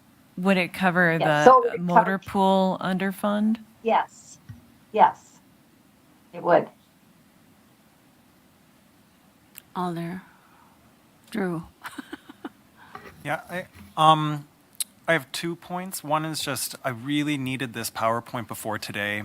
I prepared for this meeting over the weekend on vacation and opened my emails today to get this. And I glanced through it, but there's just way too much information in this thing for me in order to do this job, I have to come to these meetings prepared, and I don't feel prepared. So just a comment that I really think presentations like this, even if they're being read to us, we need them sooner. My second comment is not specifically on this, but just a general thing. I'm more concerned not so much about the priorities and how we're going to direct funding, perhaps, because I know we're going to work that out. I'm more concerned about the process that we're going to go through and the procedures. For the benefit of the viewing public, this is the budget. It is huge, and I have some concerns about absorbing this kind of information if we're getting it in piecemeal or we only get certain parts of it at certain points in the year and then suddenly in October we get the whole thing. I have real concerns about how well any of us can independently absorb the whole book. I just don't think that's possible, actually. But I would like to, what is the strategy? Do we have a strategy? Have we had a strategy in past about how to address going about the budget? Sure. Alder Tierney. Thank you. what, it goes back to what I had said earlier. This information has been asked for every year, that we get this with time to be able to really digest it, and that doesn't happen. I don't know if it's because of, if we need more time for our directors to get information, and to the mayor, to Mary Ann, to whomever compiles that, and then they come back together and they kind of go over that and make some, kind of boil down to some of the main issues that they really feel their departments need, the money that they need. And then when we get it, it's kind of condensed down into what they present. This is what we need for our departments, and then we start to kind of peck it apart and how can we do this, that, and the other thing. And I would like to see all of us involved a lot earlier in that process. I would like to see when the directors give their information to the mayor and Mary Ann, I would like to see what it starts at before it starts getting pecked down. But that's just my opinion. One of the things I wanted to ask Mary Ann was, you provided this, and I too hadn't had a chance to really look at it. I saw it during my lunch hour at work, and I did not have time. But we're looking at what other cities do to increase revenue. Have we ever looked at cities that are successful at avoiding the kind of debt we're in? What are cities like Appleton, who are not into a debt situation, what are they doing differently than what we are? Why do you think Appleton isn't in a debt situation? Okay, I know that they're pretty successful right now. I don't know if they're in the debt situation that we are in, but I guess my question is, looking at other cities, we look at what they're doing as far as charging. Is that how they're being successful? What are they doing differently than we are to be more successful than we are when it comes to budget planning, when it comes to being able to afford the services that citizens are expecting to have from their property taxes? I'm just wondering how other cities that are not in the situation we are in, what are they doing that we're not doing? That's all. Thank I you. think that most communities in the state are, like cities, are struggling with their budget because there are no revenue opportunities in the statutes. Again, like I said, the big driver, when you look at counties versus cities, is sales tax. But there are not a lot of options. And because we are in this situation where we did not implement stormwater or the refuse back in the day, now we have to reduce our revenues to offset. Now, do we then get the inflation in future years? Yes, but you have to decrease your levy first. But I would say that all communities in the state are struggling with the exact same things. And I believe I sent to the Finance Committee in April an article that Ellers had produced for their newsletter that did talk about that communities all over the state are struggling, and that revenue diversification was, something that really needed to be seriously considered by communities.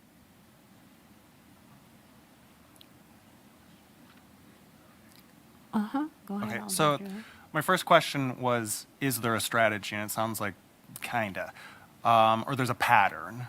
My second question was, do we have any sort of reflective structure in place where we go back over budgets past and councils and mayors past and say, what lessons have we learned from prior budgeting cycles, where we go, okay, what worked, what didn't work, what should we avoid, what should we continue or improve on? I've already reached out to some former council members to ask those questions, and former mayors, and I await information, but I think it would be really helpful to have some reflection so that we know what not to do or what not to waste time on, and how to prioritize our actual practice of approaching the budget. That's my main concern right now. And what I hope that we can resolve pretty quickly over the course of the next month, maybe, an idea. That's it. Alder Lukens, did you want to speak? Yeah, thank you, Madam Chair. So as to the questions about like our process or getting this, sooner, well, first of all, I just want to say, Marianne, thank you for this because I find it extremely helpful. And I think just to her defense, like she created this because we had called this cow. And so because I've been on finance before, and with being a new alder, I'm like, wow, this is like July and we got this. So thank you. I really appreciate it. And I think that on her last slide, 11, it shows that, and Mariana, you can speak to this better than me, but also what I had heard her say, if I'm understanding it right, is some of this, like there's the process, some of this we have to wait for things because they don't get all of the information, earlier in the year. They have to wait for information from the state and et cetera. So I think, that there are, I guess I just don't want to put it all on Marianne, like, why aren't we getting this? And that may not be what anyone meant, but like, it's a process. And, I think that I'm very happy that we're having this now. And the mayor had, mentioned before about March, that, what the capital, the process, I can't remember exactly what he said. But the other thing is, as far as other communities, I know that in looking at diversifying revenue, I was reading, just trying to do some research around the state. And one thing that really, really struck me that has hurt us hugely and hurt everyone is the lack of shared revenue over a number of years. And that's one of the reasons our roads are in such bad condition. And whereas, I'm happy that we've been doing what we can to improve our roads. We all know the streets we have enough that are in terrible decline, and Public Works, they've been trying to do what they can, and it's usually expensive. But I've read about other communities where they don't have the money, and so guess what? They're not doing it, and they're grinding up the asphalt and putting it on the roads, the streets, and they're like gravel. So I think that, I just think it's really complex. I had wondered about a sales tax, and then Marianne had said, we can't do that.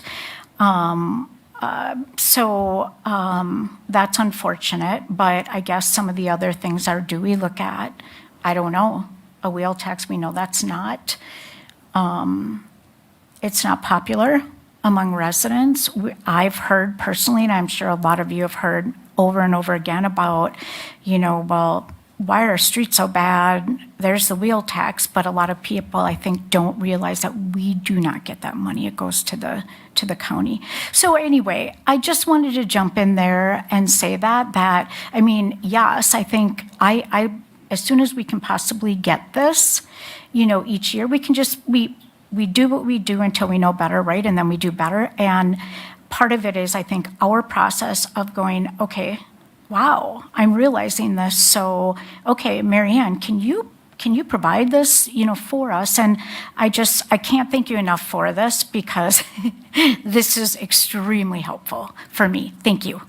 Alder Watson, you are. I just have a quick suggestion just from some of the comments I've heard. I mean, it's not about maybe the process itself. It's about, well, I guess it's about articulating the process maybe a little. And I would love to flesh this out maybe on finance, where we can look and see over the summer what kind of stuff can we do. Because really when it comes down to it, the budget's the mayor's, right? The mayor gives the direction to the department chairs. The department chairs makes those decisions. We get it in September to sort of say yes. But we should be like working with the mayor throughout the year saying, hey, this is something that we hear from our constituents that may not fly. So that when it comes in August, we're not like, oh my gosh, you guys did a stormwater utility and a wheel tax? That's not going to work. And then we have to like try to fix it then. So, I mean, having these like conversations throughout the summer, it helps, I think, to make the budget process simpler because we won't be like trying to dig through this document about discussions because we've already had them. We've had them out and transparent and public, and it's not something we have to like try to figure out and say, oh crap, they went that direction, we wanted them that way. So we get sort of more on the same page earlier. So that would be like, I guess, if there's a motion to be made, my motion would be to ask finance to work with Mary Ann and the mayor to come up with like maybe a more fleshed out, detailed budget process. And I understand that it can't necessarily happen like tomorrow, but maybe we could start to like implement some of those pieces going forward, but maybe have a full-fledged something we're happy with for fiscal year 28. You know, maybe not for 27, maybe that's something, because it's already July, right? But maybe we can start to implement some of those pieces, but then get something in place for 28. So that would be my suggestion, and So- my motion, I guess. Okay, would you repeat that more articulately, please, Sarah? Okay, so I would make the motion to refer this issue to finance, to work with finance, the finance director, and the mayor to flesh out this timeline for a budget process to include more like collaboration over the summer prior to the budget publication. Is there a second to the motion? Alder Lukens did second the motion. Any further discussion? On the motion or on the discussion part? Go ahead. Are you going to discuss? No. Okay. Alder Truman? If I may play devil's advocate, and, you know, we're not friends, seriously, but I'll speak on his behalf anyway. As a new member of the council, one of the things that bothered me was decisions were being made in March that I then had to abide by in April, right after I was elected. So the priorities in March, before the election, may not be the same priorities as of the new council in April. And it seems like our minor point and something we can discuss and adjust. But we're discussing a really big picture. So if I could take a historic view, I would encourage you to consider windows. Throughout history, leaders have attempted to tax windows because the more windows you had, it was assumed you had more money. So what the taxed did was they bricked up their windows. Or if you go to South Carolina and you Charleston, you'll see the houses don't face the street. They face an inner courtyard because the city didn't want them to brick up their windows. So then they only charge taxes on the windows facing the street. So then there's a whole row of houses where the house faces an inner courtyard and doesn't face the street. So for everything we can come up with to raise revenue, people can come up with a reason not to have to pay it. And I, for one, I would consider a stormwater tax regressive. I built my house a certain way because the rules were a certain way at the time. Had I known I was going to have to pay stormwater tax on my driveway, I would have put in a permeable driveway. I would not have used asphalt. I would not have used shingled. I would have tried to get a green roof on my house. If I put in a wastewater retention pond, do I have to pay as much? Because you're not collecting as much of my stormwater. Do I have to pay stormwater tax on the city sidewalk? I didn't put those there. Those were put there against my will. Because trust me, if I didn't have to shovel those things, I wouldn't. But the fact remains, people are looking at every one of these as a tax, whatever we call it. We call it a fee, we call it a user fee, whatever it is. It all boils down to a tax. And my constituents, as they call me, as I talk to them, as I walk around, what I hear is, hey, I had to give up cable this week because I couldn't pay it. Next week, I have to decide, am I going to take care of this bill or that bill.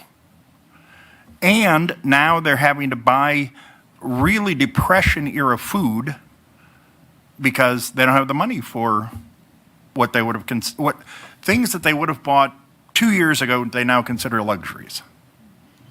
Because the cost of living is going up. And now we as a city are saying, yes, our cost of living is going up as well, and we're going to pass that back on to you because you're the people who live here. And really, the citizens are probably the people who should be paying it, but then they should also get to say, okay, you're charging us all this money.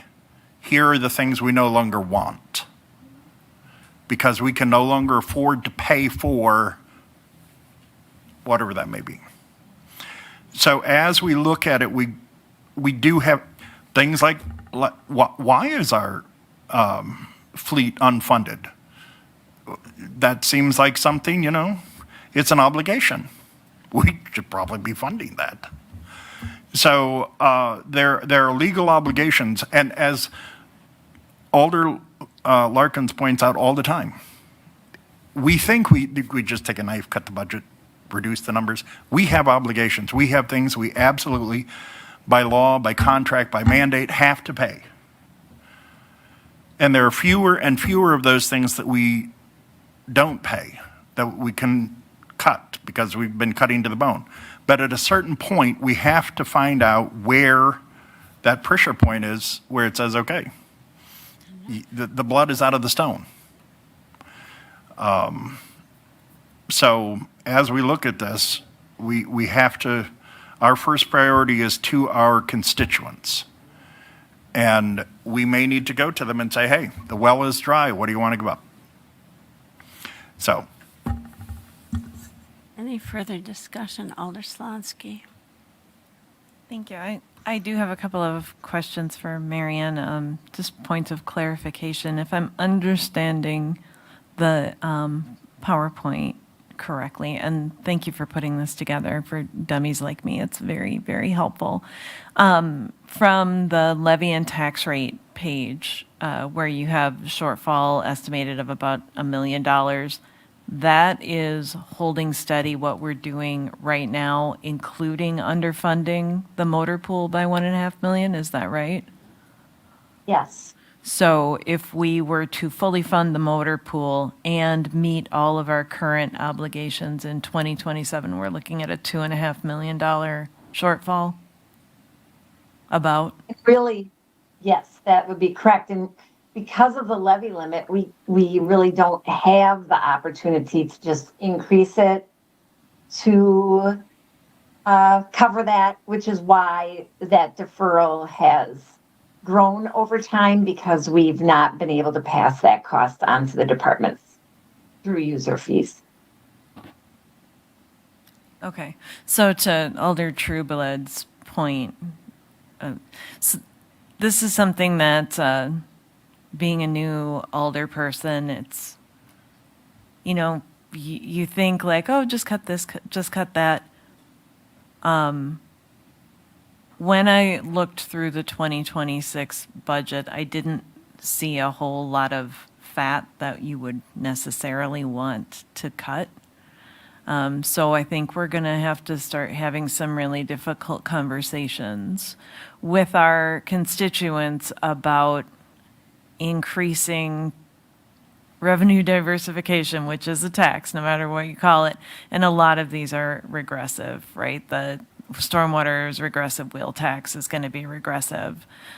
But it's either that or we're going to start cutting to the bone on some things, and that's going to be painful too. These are some difficult conversations that we're going to have, and I'm glad that we're starting them now, early in July, so that people can see what's potentially coming when we get to the budget in the fall. So thank you, Alderers Watson and Larkin, for bringing this up so early on. I think, bad news doesn't get better if you wait to tell people. So, yeah, that's all I have to say. Thank you. Any other discussion? A motion has been made and seconded. All in favor, say aye. Aye. Aye. Any opposed? None opposed, the motion passes to have finance work with the council and the directors and the mayor, starting early on the budget. All right, the next item on our agenda is adjournment. Before we adjourn, can I ask one question? You Just certainly clarifying may. question. Yes. When was the last time we did an audit of the city structurally for workflow, for efficiency, for needs versus wants versus? I don't know that an outside audit has ever been done. Okay. Mayor Denny, do you know if an outside audit has ever been done? I'm not aware, Mary Ann maybe, but that's kind of the basis of zero-based. I'm sorry, I can't hear you. What? Right, I can let Mary Ann chime in. That was my effort when I looked at doing zero-based, is that we would audit a particular department top to bottom each year. Mary Ann, do you have any other history? Yeah, well, Linda Lawrence was mayor. She did one every year. She would hire, we would do an RFP and hire a firm to come in and give an independent review. I think while we talked this last budget about doing that in the parks, I definitely supported that idea of having someone come in and look at a department. And I think I had gotten quotes, Baker Tilly. There are a couple of companies that are well known for doing efficiency studies within government arena, and Baker Tilly is one of them. And they definitely do that for other communities. So Mary Ann, just for But clarification. that was unfunded. That was unfunded in the 26 budget to do one on the parks. So just out of curiosity, that was more than 20 years ago? Is when she Yes. was mayor? Yes. Any other discussion? Alder Tierney. Mary Ann, I just think one- we don't want to leave tonight. No, this is it. Mary Ann, I just have one quick thing. When I was talking to you about Appleton, you said, I believe they have debt. And yes, they do, but I looked at the revenue.wisconsin.gov, and where it has a report there with the 2024 debt margin. And for example, the 2024 full value for Green Bay is $8.6 billion. The allowable debt is $432 million. Their actual debt is only $96 million. They have a margin of $336 million. And those are where I'm talking about cities that are successful in managing their debt, which we have not been. What are they doing that we're not? And that was my point. Did you mention Green Bay? Was that Green Bay, Vicki? That was Green Bay, yes. Okay. Because I was trying to do something, to look at Ponatuskee, who cares? That's just not apples to apples. That's why I was looking at a bigger city. That's all, thank you. All right. Anything else? Any other comments, questions, concerns? I'll make a motion to adjourn. A motion has been made and seconded to adjourn. All in favor? Aye. Any opposed? No, we're adjourned. And thank you all for all of the time and energy.